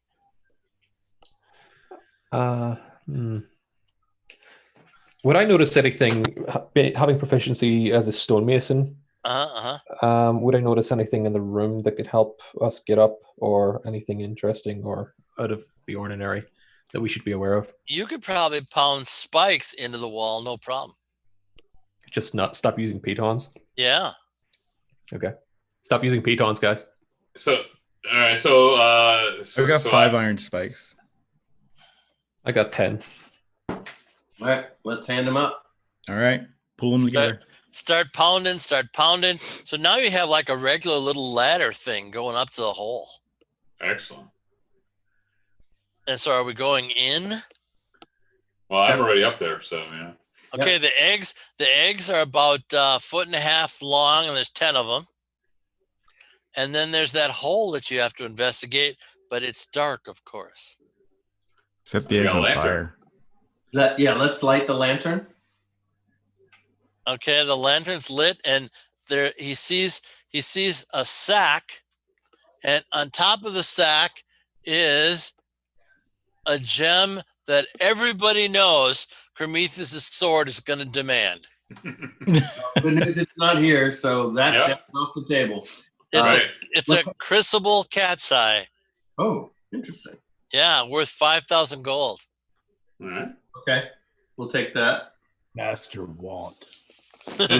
Exactly. Master ain't here. I couldn't have put that better myself. Let's save some problems for the future and destroy the eggs. Oh, that's mean and nasty. We don't want to make them pets for our Twitch followers. Exactly. So, anyone playing a drow? I don't think so. I think we're pet free. Actually, we could feed them to Razor. Do that. Razor needs to eat. He needs a treat. He's been a good boy. He eats mostly the little bugs and rats, but I can't get a job for him at the end, so I'm working on that. What's in the sack? Let's look in the sack. 1,000 platinum coins. Ooh, nice. Good. Nice. And platinum is 1 to 10 in CrimsonHawk? 1 platinum is 10 gold. Right. Excellent. Okay. All right. So I guess are we going pet free or are we taking an egg? Pet free. Pet free. Yeah. Okay, what about the hole? It leads to a tunnel. What? Tunnel. The tunnel. Getting Ripley vibes off this. Let me get out the map. Okay, it's a great big tunnel that leads to an open area. Hang on a sec. So we went up, and then we went east or west? Over. You went west. West. Good. Yeah, let me. So this should be a new level, sort of, I guess. Totally new. So, and we're up now. So we came down. You came down to the second level, Mhm. and now you're in an intermediary level. So this is like a tween deck. Got it. Yes, exactly. I like how wide is the corridor and how long? And it's a big room. Your lights don't encompass the room. It's quite large. What Walt, do we see? is the chat satisfied that we have yielded blood? Blood for the blood god. They're backwards on that. They want us to be the bloody ones. Oh. They were rooting for the spider. Can and you then ask them if they will be satiated by if we make others die instead? they're kind of disappointed on the whole spider egg thing because they were thinking we raise them as pets, and then we ride them as mounts. Oh, there we go. Yeah. Well, Levi's got enough Cavalier friends now, so he could do that. But that's why you got to be a drow. Only drow can ride spider, to my understanding. That's very true. Yeah, you get all that hair. It gets itchy. The dog starts barking. It's crazy. Yeah, but they got 8-wheel drive, so they're pretty awesome. They get hungry. Yeah, 8-wheel drive. That's good. So before we go any further, can we talk about my good friend Patty's game coming up? What a great idea. All right. Oh. So you got something in the works that have been all over Facebook. And let me tell you, man, your art is glorious. Oh, thank you. Well, I have a very talented artist to thank for that. So tell us a little bit about Eisendor's Vault of Tragic Treasure. Yeah, so it's pretty much a long list of magic items for Dungeons and Dragons, but it can be used in any game, really. And they're tragic in that, well, some of them are supposed to be tragic and they have a bit of a tragic backstory, but also some may have tragic consequences. Crazy stuff might happen if you use them and you don't roll very well. So it's there to introduce more fun for the dungeon master, especially in 5e. Right on. So with what are some of the items? How can I get it? How do I buy it? How do we get it? Well, actually, it's not. I'm going up on Kickstarter in a few months. I don't know when. It currently is going through playtest. We've got playtest document version 2 going up on Monday, and if anyone is interested in that, they can find it on at pennydragon.games. And the first thing you'll see is like a button that sort of explains what you need to do. So if anyone wants the PDF, it'll be out on Monday, and feel free to fill out the little form. How much is the PDF? The PDF, it's a playtest document, which it only contains maybe 25% of the actual book that will eventually be published. It's free. You can get it. I'll send it to you by email if you want. Free is good. Yeah, but it'll probably be around $20 eventually when we have the entire document. Oh, sounds wonderful. Very exciting. Thank you, sir. Yeah. No problem. All right, so we follow this tunnel into this open area, Jim. Yes. What do we see? You can go any direction. You just see an open, dark area. And what is the character of the dark area? Is it a cave? Is it finished work? That's an excellent question. It's a dirt cave. It's Do a we dirt. hear anything? What do we smell, Jim? You smell. I guess you would smell that. Oil and burnt metal. Do we hear anything? Roll a 6-sided die, Levi, my good friend.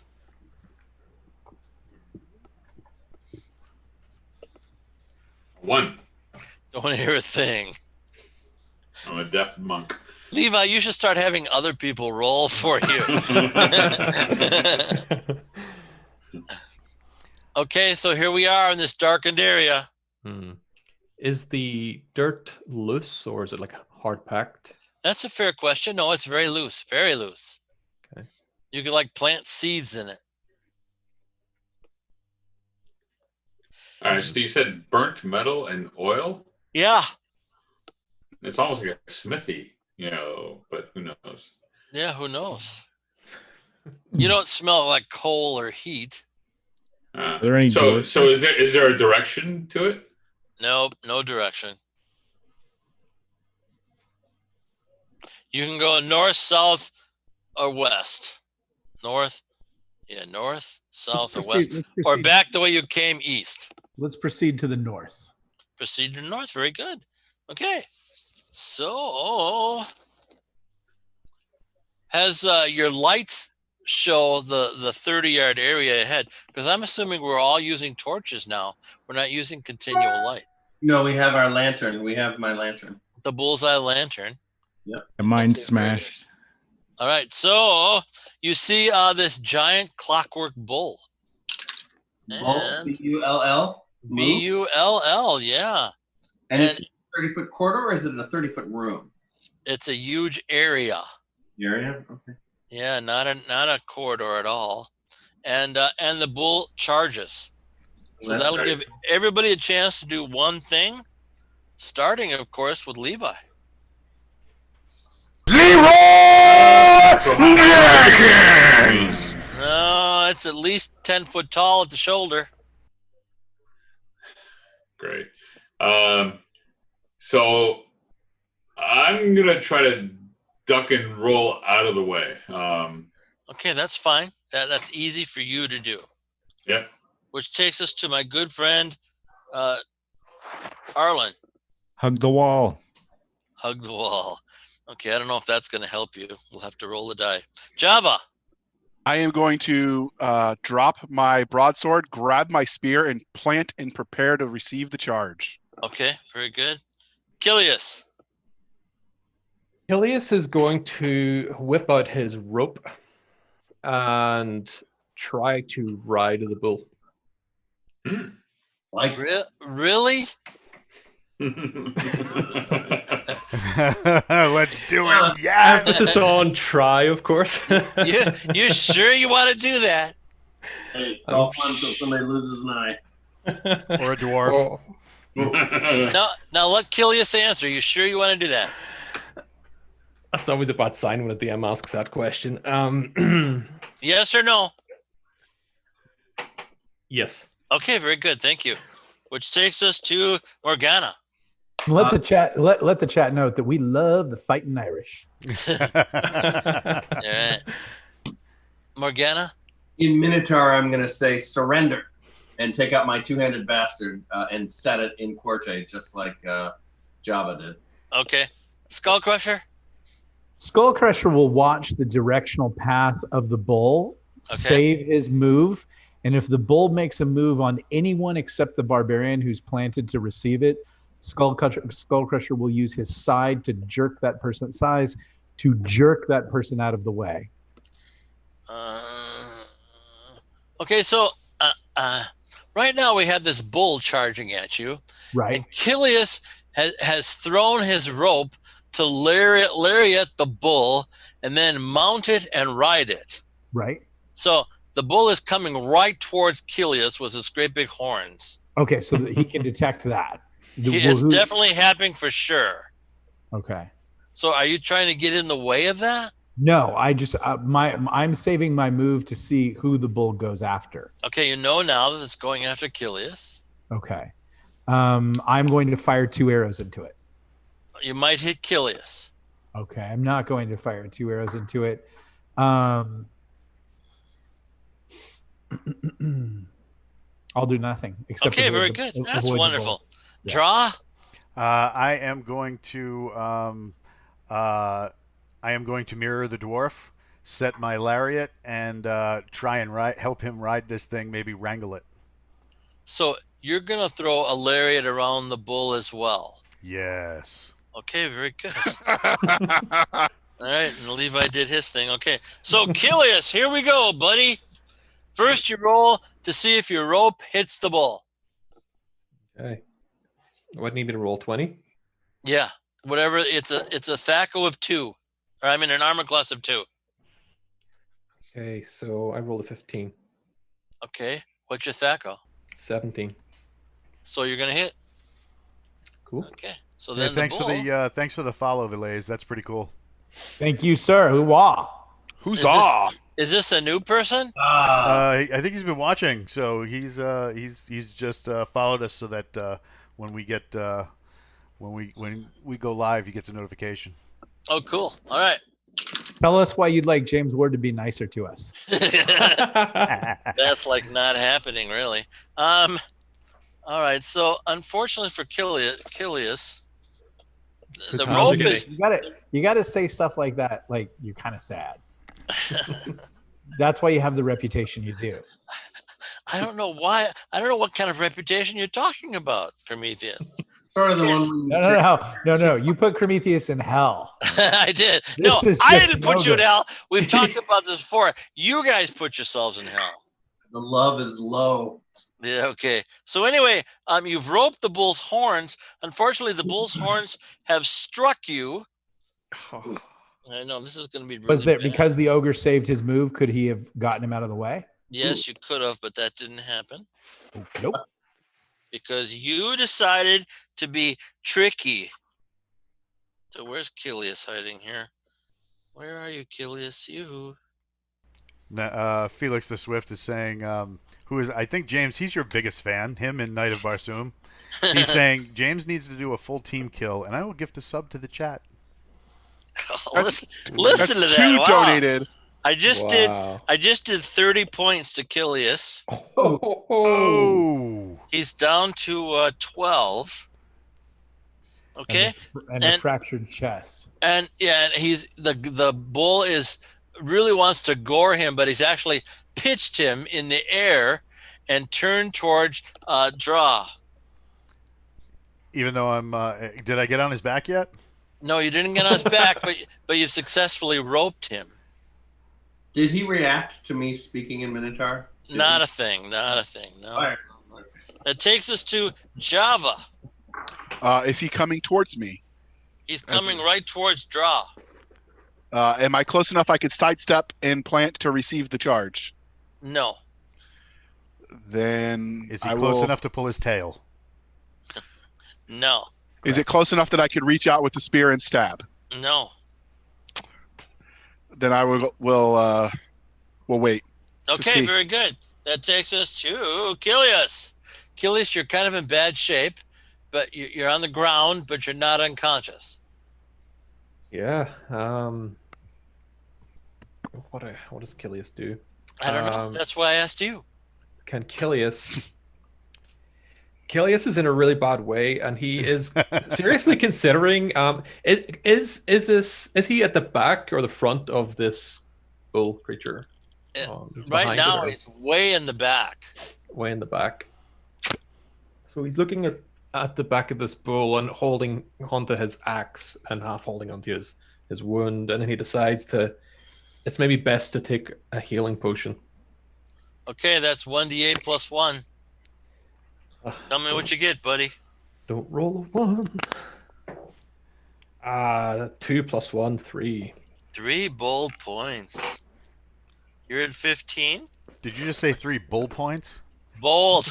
That would have been funny if I would have said that. That would have been really funny. That's really harsh. Morgana, what do you want to do? I think I'm going to batter up on this puppy. You're going to what? Batter up on it. I have a 2-headed bastard out. Okay. Armor class 2. 1. Well, that sounds like a miss. Takes us to Skull Crusher. This thing is made of metal, right? Yes, it is. What would Skull Crusher guess its weight to be? Oh, a ton, maybe more. Okay. Skull Crusher will hit it 3 times with his 2-handed sword. On the you're a 4th level guy and you have 3 hits? Double specialize. Oh, wow. Yeah. Okay, well, armor class 2, you know what you need. Armor class 2, my Theko is 14, so I need a 12. Yes. We're going to get a 9. That's a miss. We're going to get a 13. That's We're going to get a natural 20. Okay, and you know what that means, don't you? It means nothing. It means nothing. It means good things. Kind of natural 20 celebration, so we get a cheer or a win. Yeah, great. And this is a large creature, right? That's very large. So I get 3 to 18 damage plus 7 for each strike. Wow, so that's a lot. First off, we do 14 damage. Just give me the total. Add it all up in your head. 6, 10. We'll times that. 2, 20, 34 damage. Well done. Skull Crusher.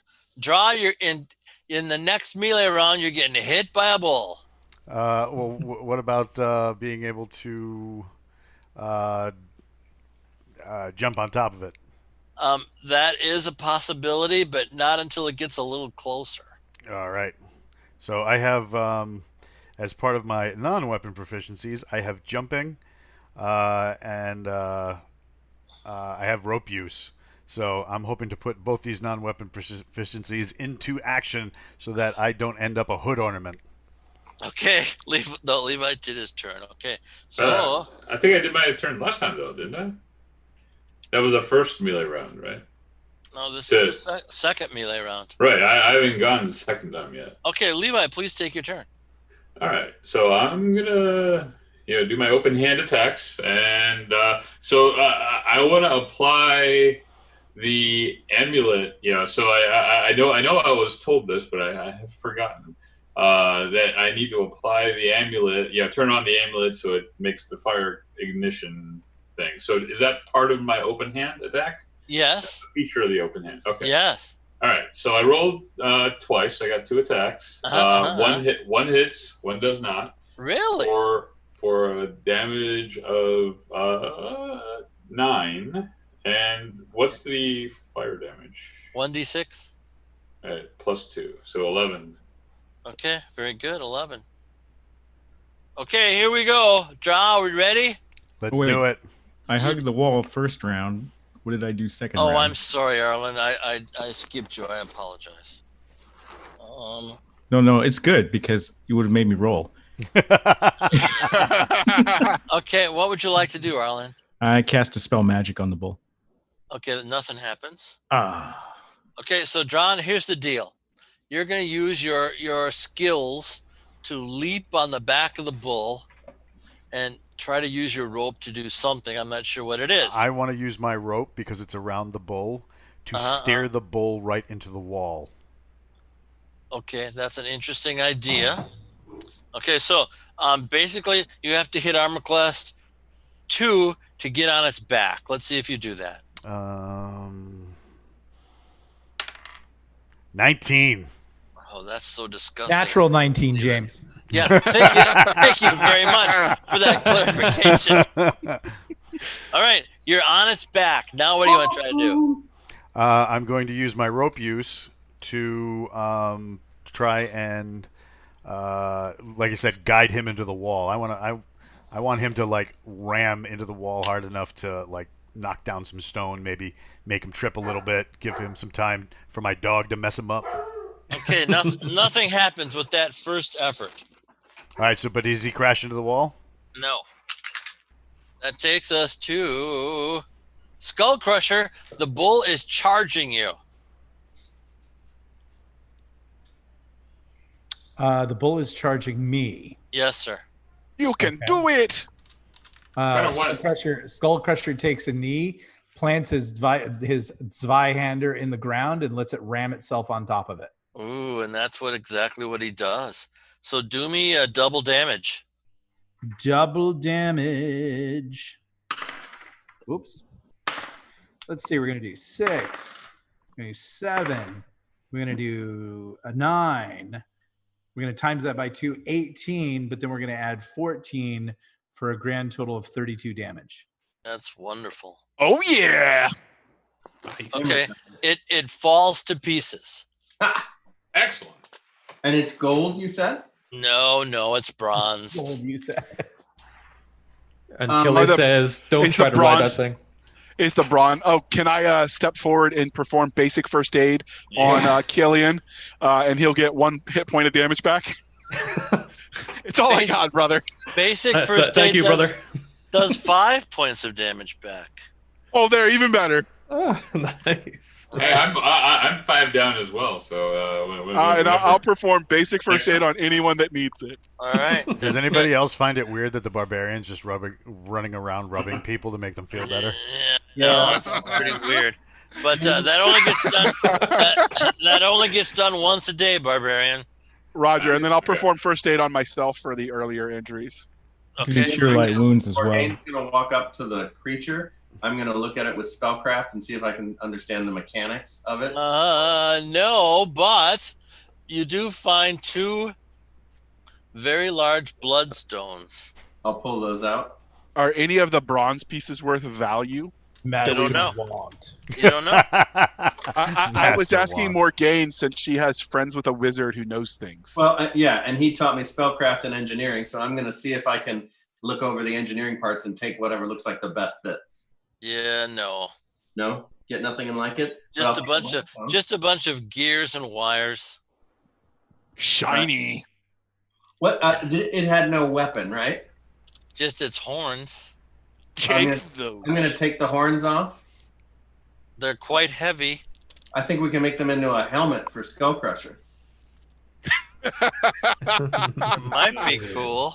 I like the way you're thinking. If we take its hands and its horns, we might be able to make you some cool gauntlets and a cool helmet. I'm an armorer. So What hands? Doesn't it have hands? Isn't it a big bull? It's a bull. What hands? Legs. It has legs. Oh, it's not a minotaur.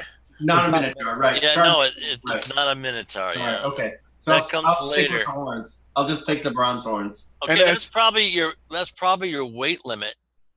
How much do they weigh? They weigh a good 85 pounds apiece. Skullcrusher will haul them.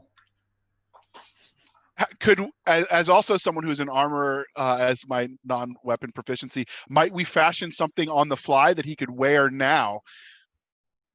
No. No. Okay. No. That was such a bad suggestion that Jim had to yawn first before he literally had to make a saving throw mentally against the horror. You guys are so terrible. I mean, also, I've seen MacGyver do crazy things, so I thought maybe. Knight of Barsoom said that I think he's pointing this to James. He said, "I find your lack of corpses disturbing." Come on! I did 30 points to a character that turn. Give me a break. And I also webbed up 5 of those bums, and I couldn't end the deal. You notice how to us he's our good friend, but when he's talking to the chat, who's his real buddies, he's like, those bums. Yeah, bums. Yeah, I know. Really is a lot of who's your daddy here. We're in big trouble. Hey, Kilius, you might want to talk to our incredible cleric, our leader, who has the ability to heal you. Yes, cleric. I'm feeling a little bruised right now. Yeah, I was volunteering to do that earlier. So I'll go ahead and make my Kilius. He's down 22 points. I'm going to give you my potion of Cure Light Wounds. And that's nice. I'm also going to cast Cure Light Wounds. That's a D8, right? Yeah, you might as well roll both of those. So 2 D8s plus 2.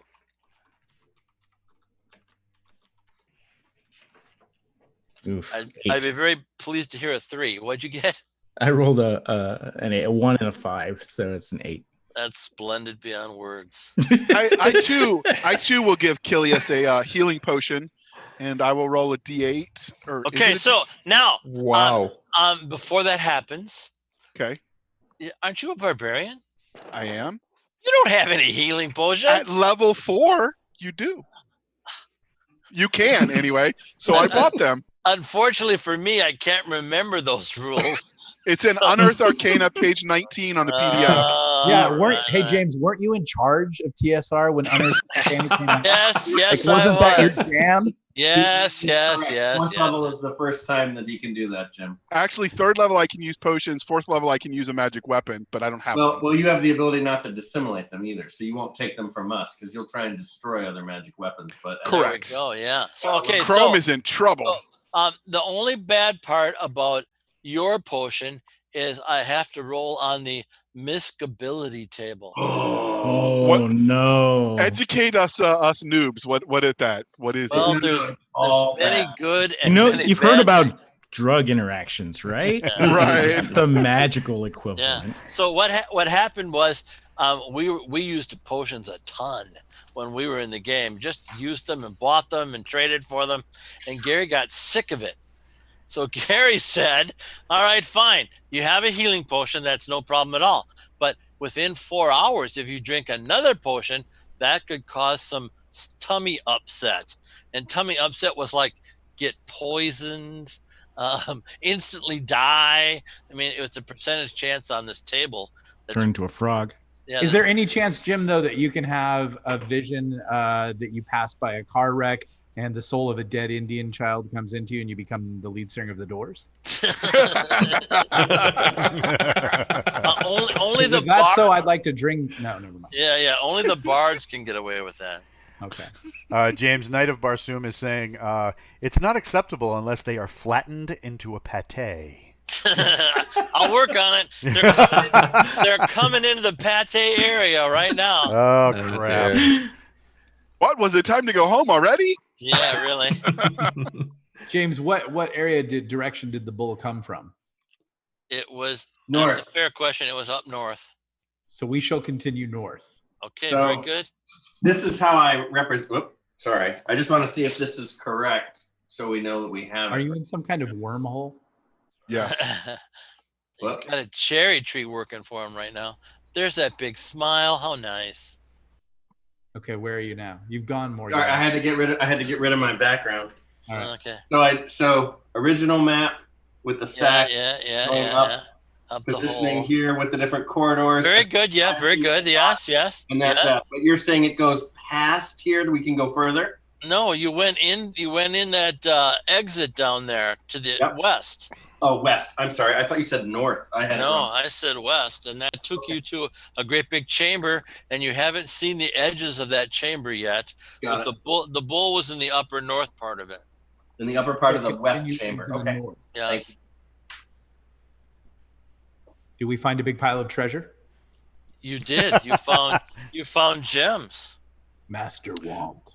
Yeah. Gems are lighter than gold, so let's prioritize that, right? Gems Yeah. are lighter than gold. 2 nice bloodstones. They're nice. Yeah, we're keeping those. Okay.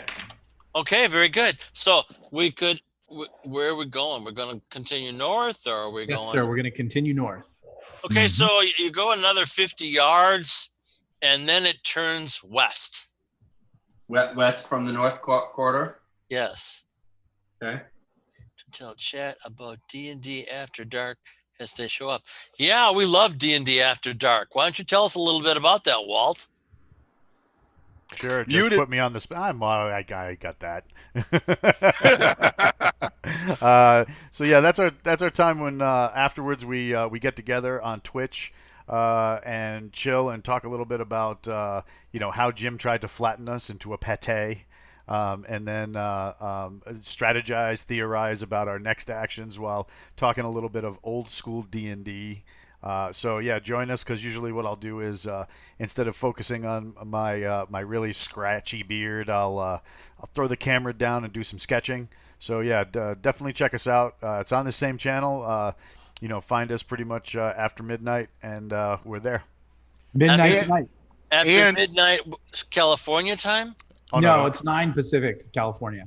Okay. So nice. I got to go get a Thai massage and have a nice big steak, and then I come back. And one of the things that we do every week is Nick, otherwise known as Prometheus or Skullcrusher, will tell me everything I've ever done wrong as he schools the noob. Yeah, there we go. That's You're not how you doing- cavalier, JR. Yeah, exactly. JR, you're doing just fine. You're role playing very well. And JR will think up some sort of clan call that we should go. And 2 weeks ago, he came up with the "You've been fisted" call. Ouch. I almost died laughing when I heard that. So did I. I think we almost all died. We had to end the stream because we were just dying. Wow. Okay, so we're Can we head heading north? west. Okay. Is that what we're doing? Yes, sir. Okay. We went Worst north and then it mistake. goes Best west. is the best, man. All right. So green slime all over the floor. Oh, geez. Burn Oh, it. I got lots of flasks of oil and little. I have a single flask of Greek fire. I'll give it to Skullcrusher and say burn. Ooh, shiny. Okay. Is that what you're doing, Skull Crusher? Is there the green slime is on the floor, Yes. and so it's a big open area. Is it narrowing now, or it's just a big puddle? It's a very open area. It's like 30 yards wide. Do we Okay. see any tracks in the slime? No, of course not. And what's up above? Too dark to see. Infravision.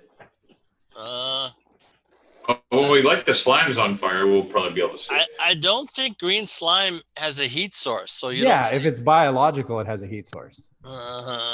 Yeah. That's right. I'm thinking no. If there's a chemical reaction, there's heat source. No. Yes. Mushrooms do not give off heat. Fungi does not give off heat. Okay. Lichen does not give off heat. All right. So how long across is this this pool of slime? Because it's all the way across, so it's completely covering the floor of this corridor. So my leaping and springing ability would do me nothing here. Okay. Do you no good. You cannot leap across this. Your leaping and springing ability would make you roll up a new character. I'm liking the idea of fire with prejudice. Yeah, let's toss in a flaming flask of oil. Okay. What about the Greek fire that Andrew gave you? Yeah, we'll do that. Okay, so you burn a really nice 20-yard patch. Nice. And it smells awful, and the fire goes out. Does anybody remember if the slime like has a does it crawl towards us or? Slime will move towards heat sources. Did the slime move? No. Not yet. Can we circumvent the slime? No, you cannot go around it. No. But can we burn more of it? Yeah, can we burn more of it? Yes, of course. We do. So, are we using up flasks of oil? How many are we using? How many do we have, and how many do we need? So I brought 5. Got 1 left. I've got 10. I have 2. So we have about 13 flasks of oil, Jim.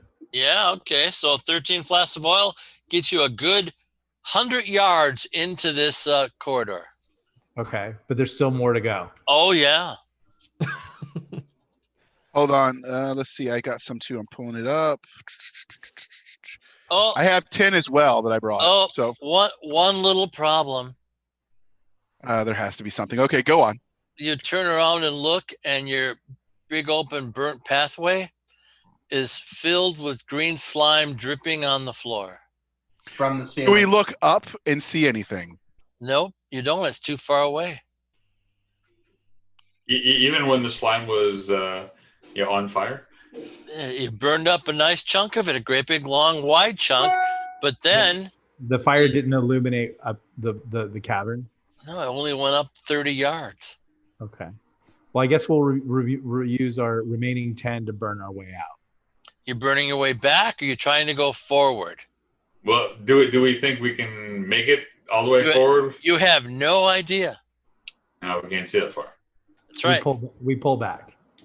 Okay, so you go back the way you came, using up all the oil that you have in all your backpacks and all your belts and everything. Now, Andrew, you evil fellow, you. What other things besides Greek fire do you have that's flammable? We have Java. Hey! I like the idea really a lot. Andrew, anything other flammable stuff? I'm chewing. Sorry, I was muted. I was muted. So how many slimes did we kill? I mean, that should all be XP, I would think. It's an interesting idea. We'll get to that when we find out if we survived leaving. Oh, leaving is bad. All right, so let's take a quick look here at the inventory to see what we have that we can cook. I just want to know anything that'll burn. Got some candles. Yeah, candles won't hurt green slime, so I'm okay with that. No. Well, my Greek fire should. Yeah, you used up one of those. How many applications do you have? I only have 2.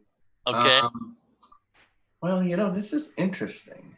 We have a couple things that might work on this. I'm gonna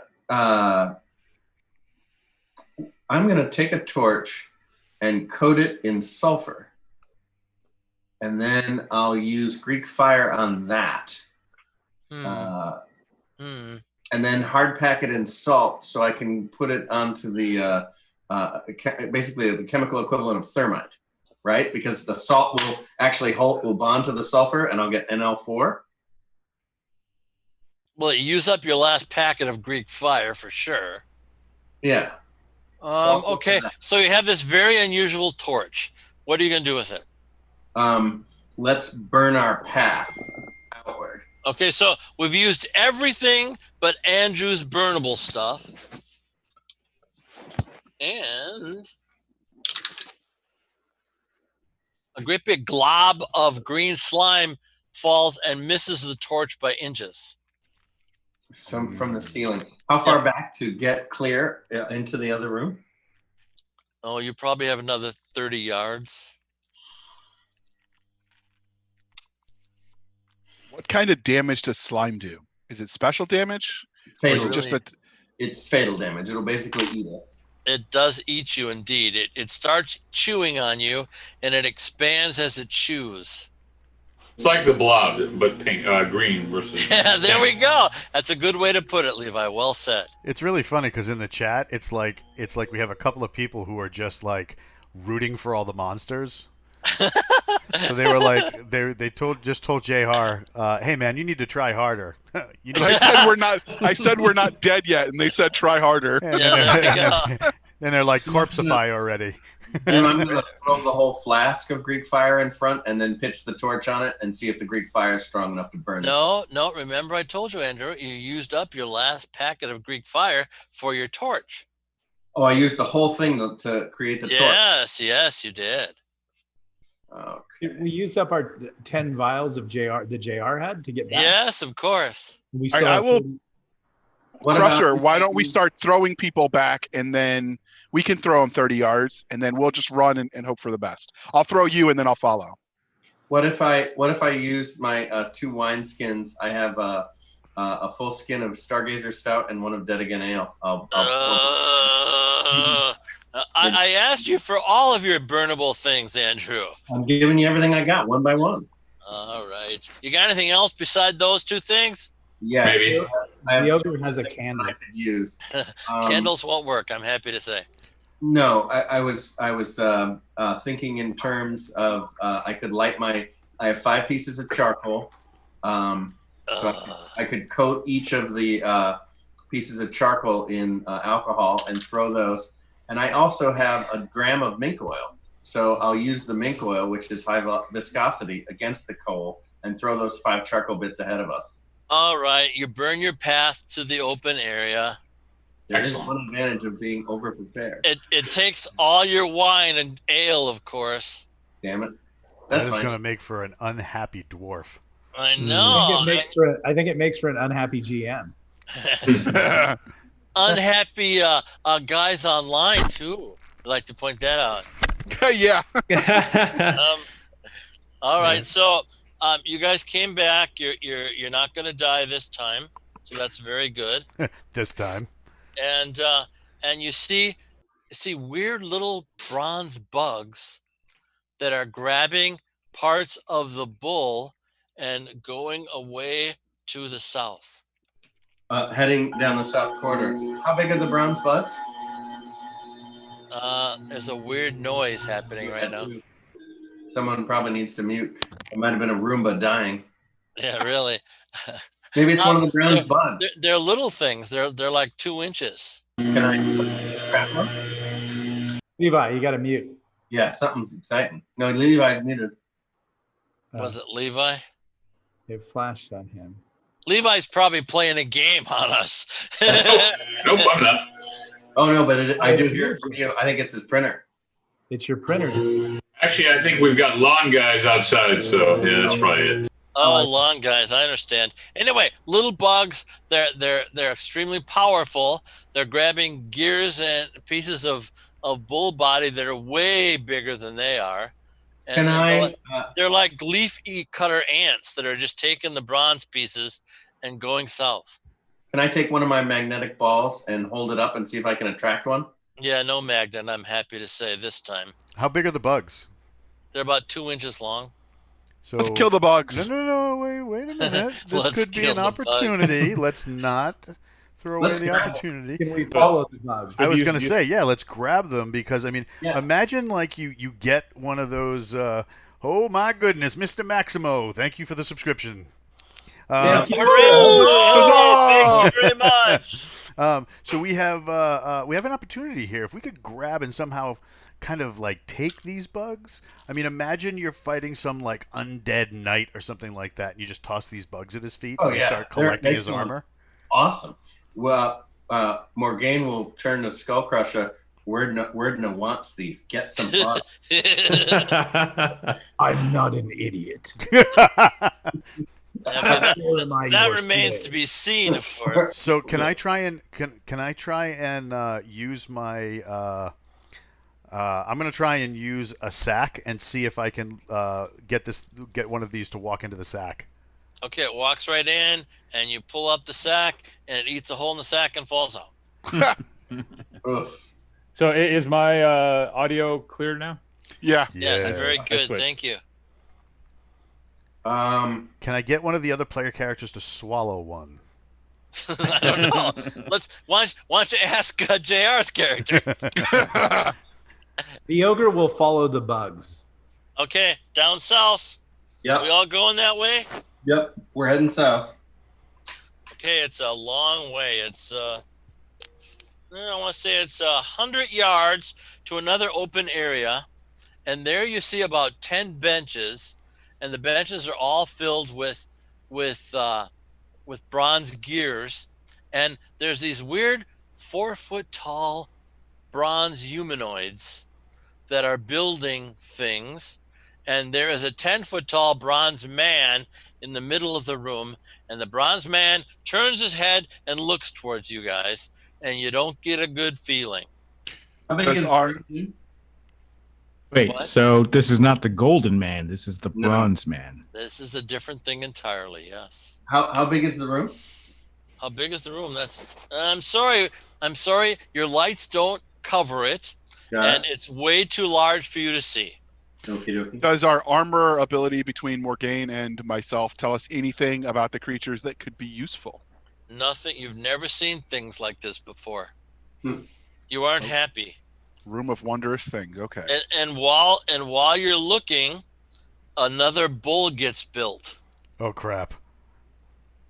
So now we have a bull and a great big 7-foot tall bronze man, and they're both looking at you guys. Don't throw a rope at it. The ogre says run. Wait, who said they're going to throw a rope at it? No, don't throw a rope at it is what I said. Oh, okay. All right, very good. I didn't catch that. And what is the ogre? The ogre says, run. Run. Okay, you're going to go back up north? Yep. Okay, back up north you go. Slime? And then you come back. No, not yet. You come back to that great big open area, and you can go back east through the spider hole, or you can, it appears you can go, there's another big corridor south of the northern corridor that you took. They're calling us cowards in the chat for you, Skullcrusher. I'm sorry, Andrew, I didn't say that very well. So we have this great big open area that you went to, and that open area, please let me give you the dimensions. 1, 2, 3, 4. While he's counting that out, Mr. Maximo wanted to shout out to Mark Kern, a.k.a. Grums. Love his stuff from the golden age of Blizzard and his love of Gupla and VTubers. Sweet. Yeah. I'm trying to combine them all. Gunpla and waifus and such. It's 110 yards north and south, and in the middle of the east wall is the spider hole. Got it. You with me so far? Mark, how is let's cut away to Mark real quick. How's the game development going right now? Oh, it's going great. We've got test pre-alpha builds. This is a crowdsourced video game development. So we let people in to see how the sausage is being made. Really, they can download builds that we update every couple of months. We've had up to about 100 players on our servers piloting mecha and fighting alien scum, and of course, kaiju. These big giant monsters are coming later because this is a mech versus kaiju game. Sweet. How can people get involved? What website? Oh, just sign up for free and you get a free skin that on release for signing up at ember.com. Ember is spelled with an 8. It's the planetary designation. So it's em8er.com. Perfect. An interesting little story. I had to do a Jupiter Gazetteer.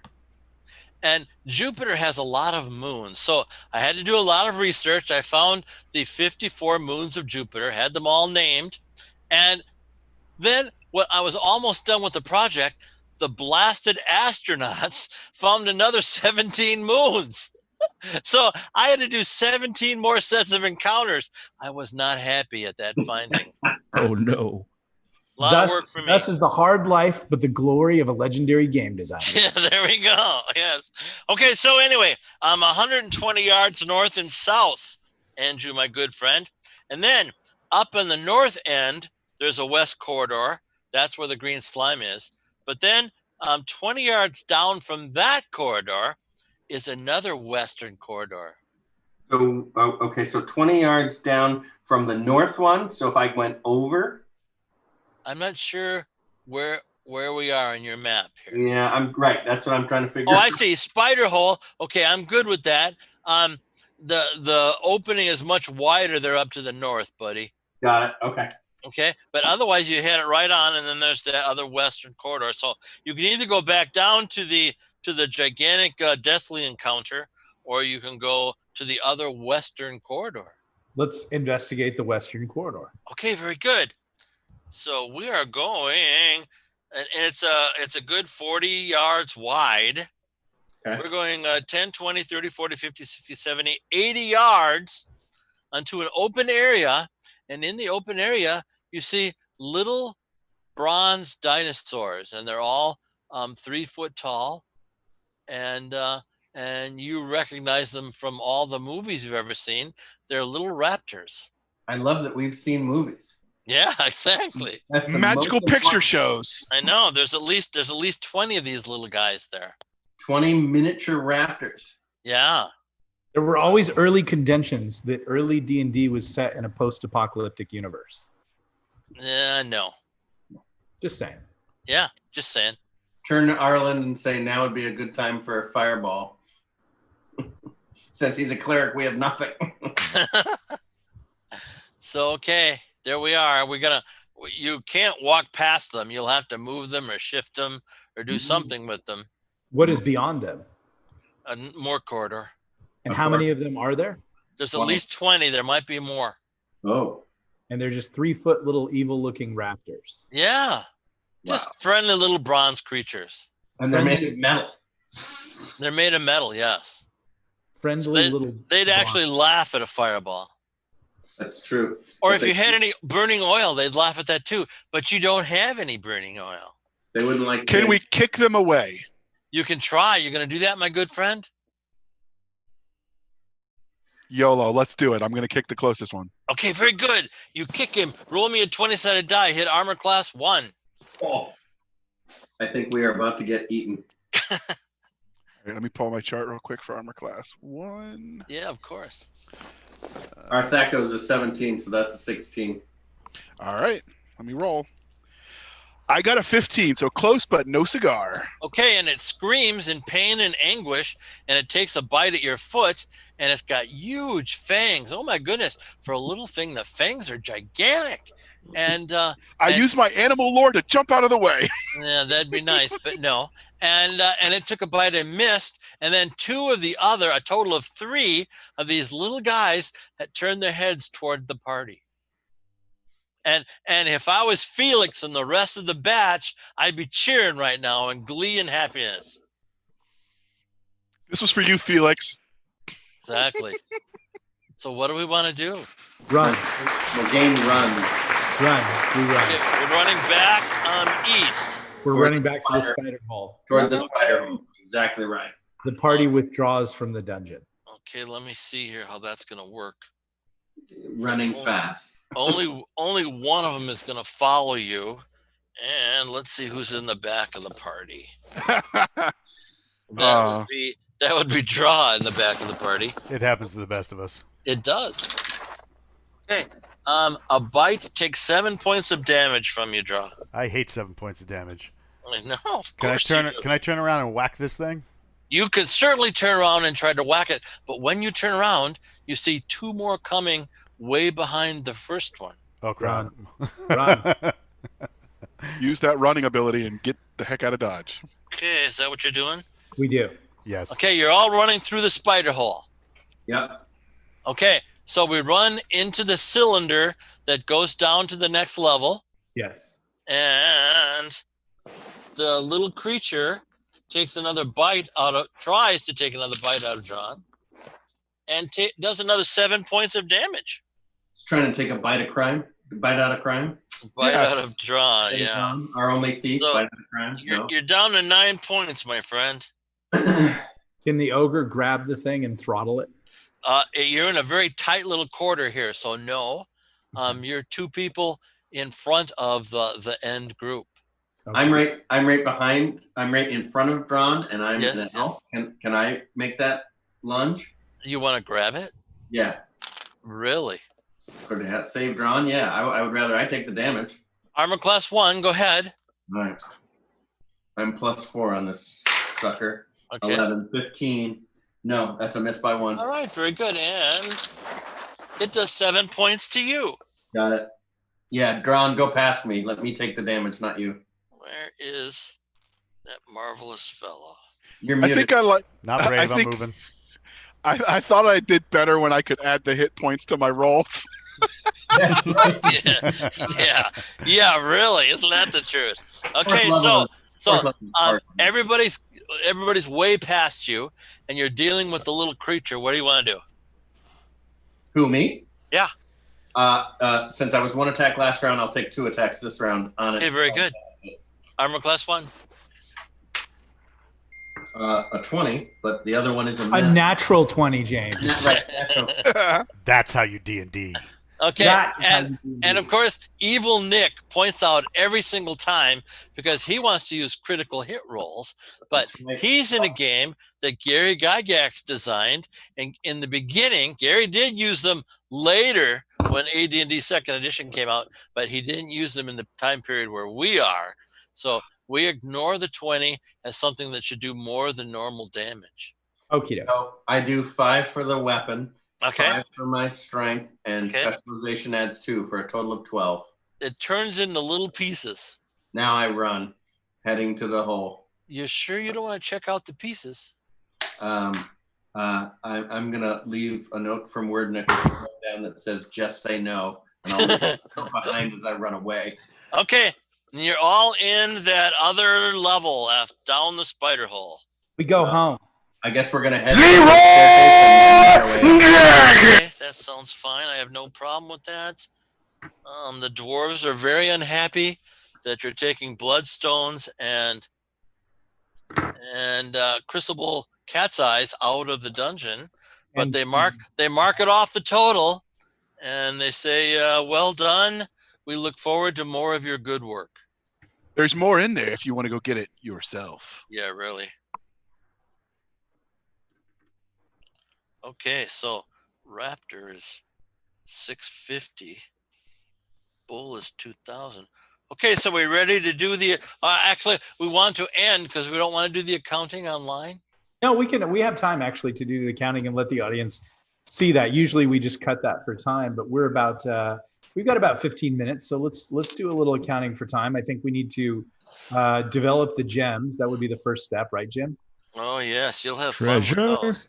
You don't have that many though. You got the Crucible Cat's Eye is worth 5,000 all by itself, and you get to roll the 6-sided die, Nick, to see if you roll a 6. 6. Did you really roll a 6? I really did. You are such a bad man. So that's 10,000, and Nick gets to roll a die again to see if he rolls another 6. 6. I'm not kidding. Oh my God! So that's 20,000. Roll again. If you roll another 6, that's gonna really boost it. 5. All right, you didn't get it. Then we have 2 bloodstones. We'll let Andrew roll for those 2, buddy. They're 500 apiece. 4 and 4, nothing. All right, 500 apiece. So that's a 20,000 Cat's Eye. We got those. We have 4,000 gold. We have 1,000 platinum. Yep. And we have the 2 horns. We're just giving those to the ogre. Yeah, the 2 horns don't get you anything at all. We might be able to turn him into a cool helmet for him. And that's a different deal entirely. Okay, so the little raptor was 650 experience points. What's the green slime worth? I'm not giving you any experience points for that. 0. Because you didn't get rid of it all. Okay, got it. What's the clockwork worth? The bull? 2,000. Okay. What is the giant spider and then the huge spider? Right, they're both worth 750 a piece. Okay, so 1,500. Huge shout out to Oblivion Ent, who just subbed. Thank you very much. Oh, thank you very much. Thank you. Oh! That's really appreciated, by the way. We're going to make sure that you guys get something fun a little later. Yeah, So I think like our tombstones. We've got 3 gems. Is that our only items that we have to divide up? We have 3 gems, and we have gold and platinum. We have basically the equivalent of 14,000 in gold. Well, we'll divide up the gold evenly, but since we all can't roll dice in front of each other, let's figure out a way to divide those gems. We can. Why don't we just cash it in and turn it into cash? Because then it's full experience for everyone. I might want the gem. Well, the value at 20 grand, and since I'm the one who picked up the cat's eye, what do you want it for? The sword, right? I have to do that, but yeah, people might want gems too. They might want to convert gems. It's an item, so it should be rolled for. Okay, but let's take a group vote on it. It's up to you guys. Okay. So our gem total value is 21,000 as EXP or offered as individual items. Converted at 7, it'd be 3,000 EXP each, or one person getting 20 grand. Right. Well, no, if he takes that for the sword, that's no experience for anyone. Oh, that's right. Right. If it goes to the sword, it's get nothing and like it's Spalding. Well, everybody just vote on what you'd like to do. Would you like to roll for the gems or add them to the group total? I say group total. Yeah, no strong opinion. No strong. That means you got to have an opinion. Which one? I'll roll greed versus need. Okay, so he says group total. Group total is fine. What about John? Let's go. What's the Twitch guy say? I'm thinking. He says obviously group total. That is Oblivion Ent, our new subscriber. All right. Well, we got to do it if he's the newest. Unless someone wants to tip or drop the tip. Yeah. But it sounds like it's group total. We'll add it to group total. Okay. That's not good, Levi. Levi, behind you. The gun. That's funny. Love it. So you got that all figured out, Andrew? Yes, sir. I'll convert it to group total. So the numbers are. Thank you for doing all the math. Hey, Felix, the Swift. Thanks for gifting that tier 1 to Knight of Barsoom. That's cool to gift out a sub like that. Huzzah! Yes. Huzzah! Did he really? Oh my goodness, that was very nice of him. We're gonna have to do something nice for Felix. Felix, by the next game, tell me a monster, and I'll make sure it's in them for them to fight. That's Oh dear Lord! Remember, I know who you are and where you are. Maybe you should give him a leveled monster, Jim. No, any monster he wants, I'll put it in. Crap. No. That's a little. Because do you want hydras? Because this is how you get hydras. Hydras are fine things. 3rd level creatures are hydras. So the basics, it was just a fighter and a sorceress fighting it. Yeah. So everyone gets 593 monster experience points. 10% for those who do is 50 plus 59. So that total is 651 for people who get that. And gold value, that is 17,000 divided by 7, which is 24, 28, 29. 24, 29 each. Cool. And then we will share the full numbers later. And Levi, you got another tough battle. Next level you go up. I don't know when that's going to happen, but I'm on the brink. okay, because the next one is you're a -1 on your die. Okay. Well, That's thank what I you could as do. always, Jim. Very impressive. And You guys did great. You guys do really well. I can't seem to kill you. Your dice are amazing. Oh my goodness. Well, except for mine. So. Yeah. Can I get my hot dice back? Yeah. I don't think so. And Yeah. I've gotten a couple more levels down in the dungeon, so we're able to encompass your growing power. That's good. And the guys and when are we going to do the guys in hell there, Nick? Well, I was going to say, like, the next thing that people could be interested in is tonight there will be a small D&D after that we talked about. D&D After Dark. It's starting at 9 Pacific, midnight Pacific, and we'll just be talking on that. And then, James, we just need to discuss with you and Andrew and JR and Walt when we can do what we call CrimsonHawk Special Operations. Special Ops, yeah, that's really good. Which is the main party in hell. I really like that, but now we don't. Do we go on Roll20 or do we go on Zoom? Where do we go tonight? Oh, tonight it'll be just on Twitch. Okay. Are you gonna be there? I don't know, Walt. Do I know how to get on there? I'll take care of you. Don't you worry about it. You're my man, Walt. Very good. That's another 150 experience points for your character. Right. Nice. You might get experience for arm wrestling that dwarf out. Oh, come on. You got to. I think you got to have 110 for that. Right on. And we have it on good authority, dear listener, that James is working on writing CrimsonHawk as an RPG to release it. Ooh, baby. Now, here's the other thing. Does our guest star who played Kilius the Dwarf, does he get anything for doing a rodeo scene in the middle of your dungeon? For losing 30 hit points. Yeah. No, that was a mistake on his part, and he paid for it bitterly. Patty, it was good to have you here. We hope to have you back when you release a novel or something. Just let us know what your schedule is, and if the subs and the viewers have special requests for guests or for Patty to come on back, we'd love to have you back. Yeah, thanks for having me. It was great fun, guys. Thank you. That's right. You were a good player. I really appreciate that. Thanks for having us. Except when you try to rope a clockwork bull. Oh my God! Sometimes you got to give the chat what they want. You know? That's what happened. As you took a ton of damage. If you can be up at 5 a.m. on Ireland time, you could join us there, Patty. I'm up at 4 a.m. in Ireland time. So. I'll send you the link. And is next week Autumn Revel? Is that we're the live opening for Autumn Revel? I think so, on Friday. Yeah, that'll be a big special event, everybody. Luke Gygax has asked us to be the sort of opening act at a thing called Autumn Revel. I'm not really sure what that is. What is that, James and Andrew? Okay, it was at TSR we did Autumn Revels, and they were little 200 people conventions to just spread the word about role playing in general. We did 4 a year. They were great fun. And so Luke wants to revive that online because he really wants to make GaryCon in March a huge online event. This one has 150 games, and I think it's a $10 buy-in, which is a real good deal.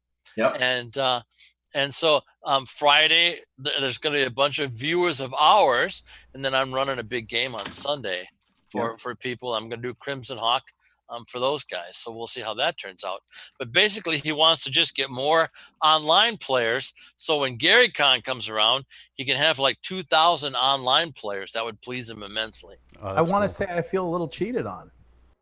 In regards to? Well, you're going to be gaming in CrimsonHawk with other people. Yeah, you could spend $10 and be right there with me.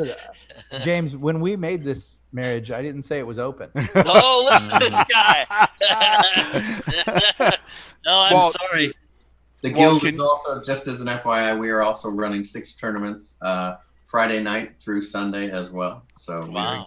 And isn't there a chance for people to buy into a game with James himself? Well, yeah, that's coming on Sunday. The Sunday game. So they have 3 levels that you can buy badges. These badges go to donate money to the Wounded Warriors project, the charity. Yeah. We've been running this for the last now 13 years of GaryCon, and Autumn Rebels, the revision. I've only ever been to one of those as a youngster. So it's pretty cool. This is very cool. It's amazing that he's brought this back all these years later. So it's an honor for us to open, and hopefully we'll see everyone there. And I don't have a problem with doing a big game for all the signature people every once in a while, so that they are just the players. Yeah, cool. if we get enough, I think we'll do one Friday where the subs. That's who you're talking about, James. Signatures is the people who subscribe. Yeah. We'll try to get them involved in a session, and maybe JR can just lead them off to all die. They'll end up naked and afraid. I tried really hard today, but you guys were really proof against death. You guys did great. Well, I mean, I would say this for the people in the chat who wanted us to die. You have to understand, James has kind of pounded it into us that running away is an acceptable solution. Oh, absolutely. And if we would not have done that, I think we would have died like twice today. Well, those little raptors would have eaten your lunch for sure. And the slime would have gotten us. Yeah, the slime would have gotten you too. And the other mechanic bull. Full hireling to sing about how we bravely ran away. Yeah. I almost got you with spider webs. I was really hoping for that, but you guys were just a little bit too good. For those who like the main characters and things like that, do you think we'll be able to get out of hell next week? Well, I don't know if you can get out, but we can definitely do a session. I don't have a problem with that at all. You guys pick a time. I don't have to go. I'm clear of the wound doctor now. I don't have to go anymore. Congratulations. I know. I'm so pleased. So pretty much my whole week is open to you guys. How many hours would we need to get out? Oh, it all depends on where you go. If you go one direction, you're going to be out in an hour. Okay. But otherwise, you're never going to get out. So if we put enough effort in, we might be able to get out to be able to play them, to premiere them live in front of the GaryCon crowd, which is going to be great. Which would be nice. You'd like that. But all you have to do is swear on your souls that you'll return the hammer, and you pop right out. We got their hammer, all right. We got their hammer. Okay, that's fine. And you, of course, have that brand of the R on your wrist. That's going to cause you all sorts of problems in CrimsonHawk. We can fix that. We can. Yeah, I can fix that. It's all good. I don't think you have a glamour spell, do you, Andrew? I got better. So okay, he has better. All right, well, that's very good. You guys were great. I really enjoyed playing today. Thank you. All right, well, take us out. And we wanted to say thanks to the chat for showing up. We had some reoccurring viewers. We had some new viewers. And thanks to everybody who subbed. Now that we can do that, that's going to help out things a lot. And, we're going to use that stuff to kind of push the channel, push the boundaries of what we're doing. So we're kind of figuring things out. So as we kind of play around, like we added some sound effects today. So those were in the chat. Probably heard some clapping. And then there was a couple of guys who donated some bits to get some Leroy Jenkins right in the middle of the broadcast. Cool. So that's a thing. We got some graphics going on. We're gonna be playing with this, getting some more stuff done, and we'll catch you next time where sci-fi writers play old school D&D.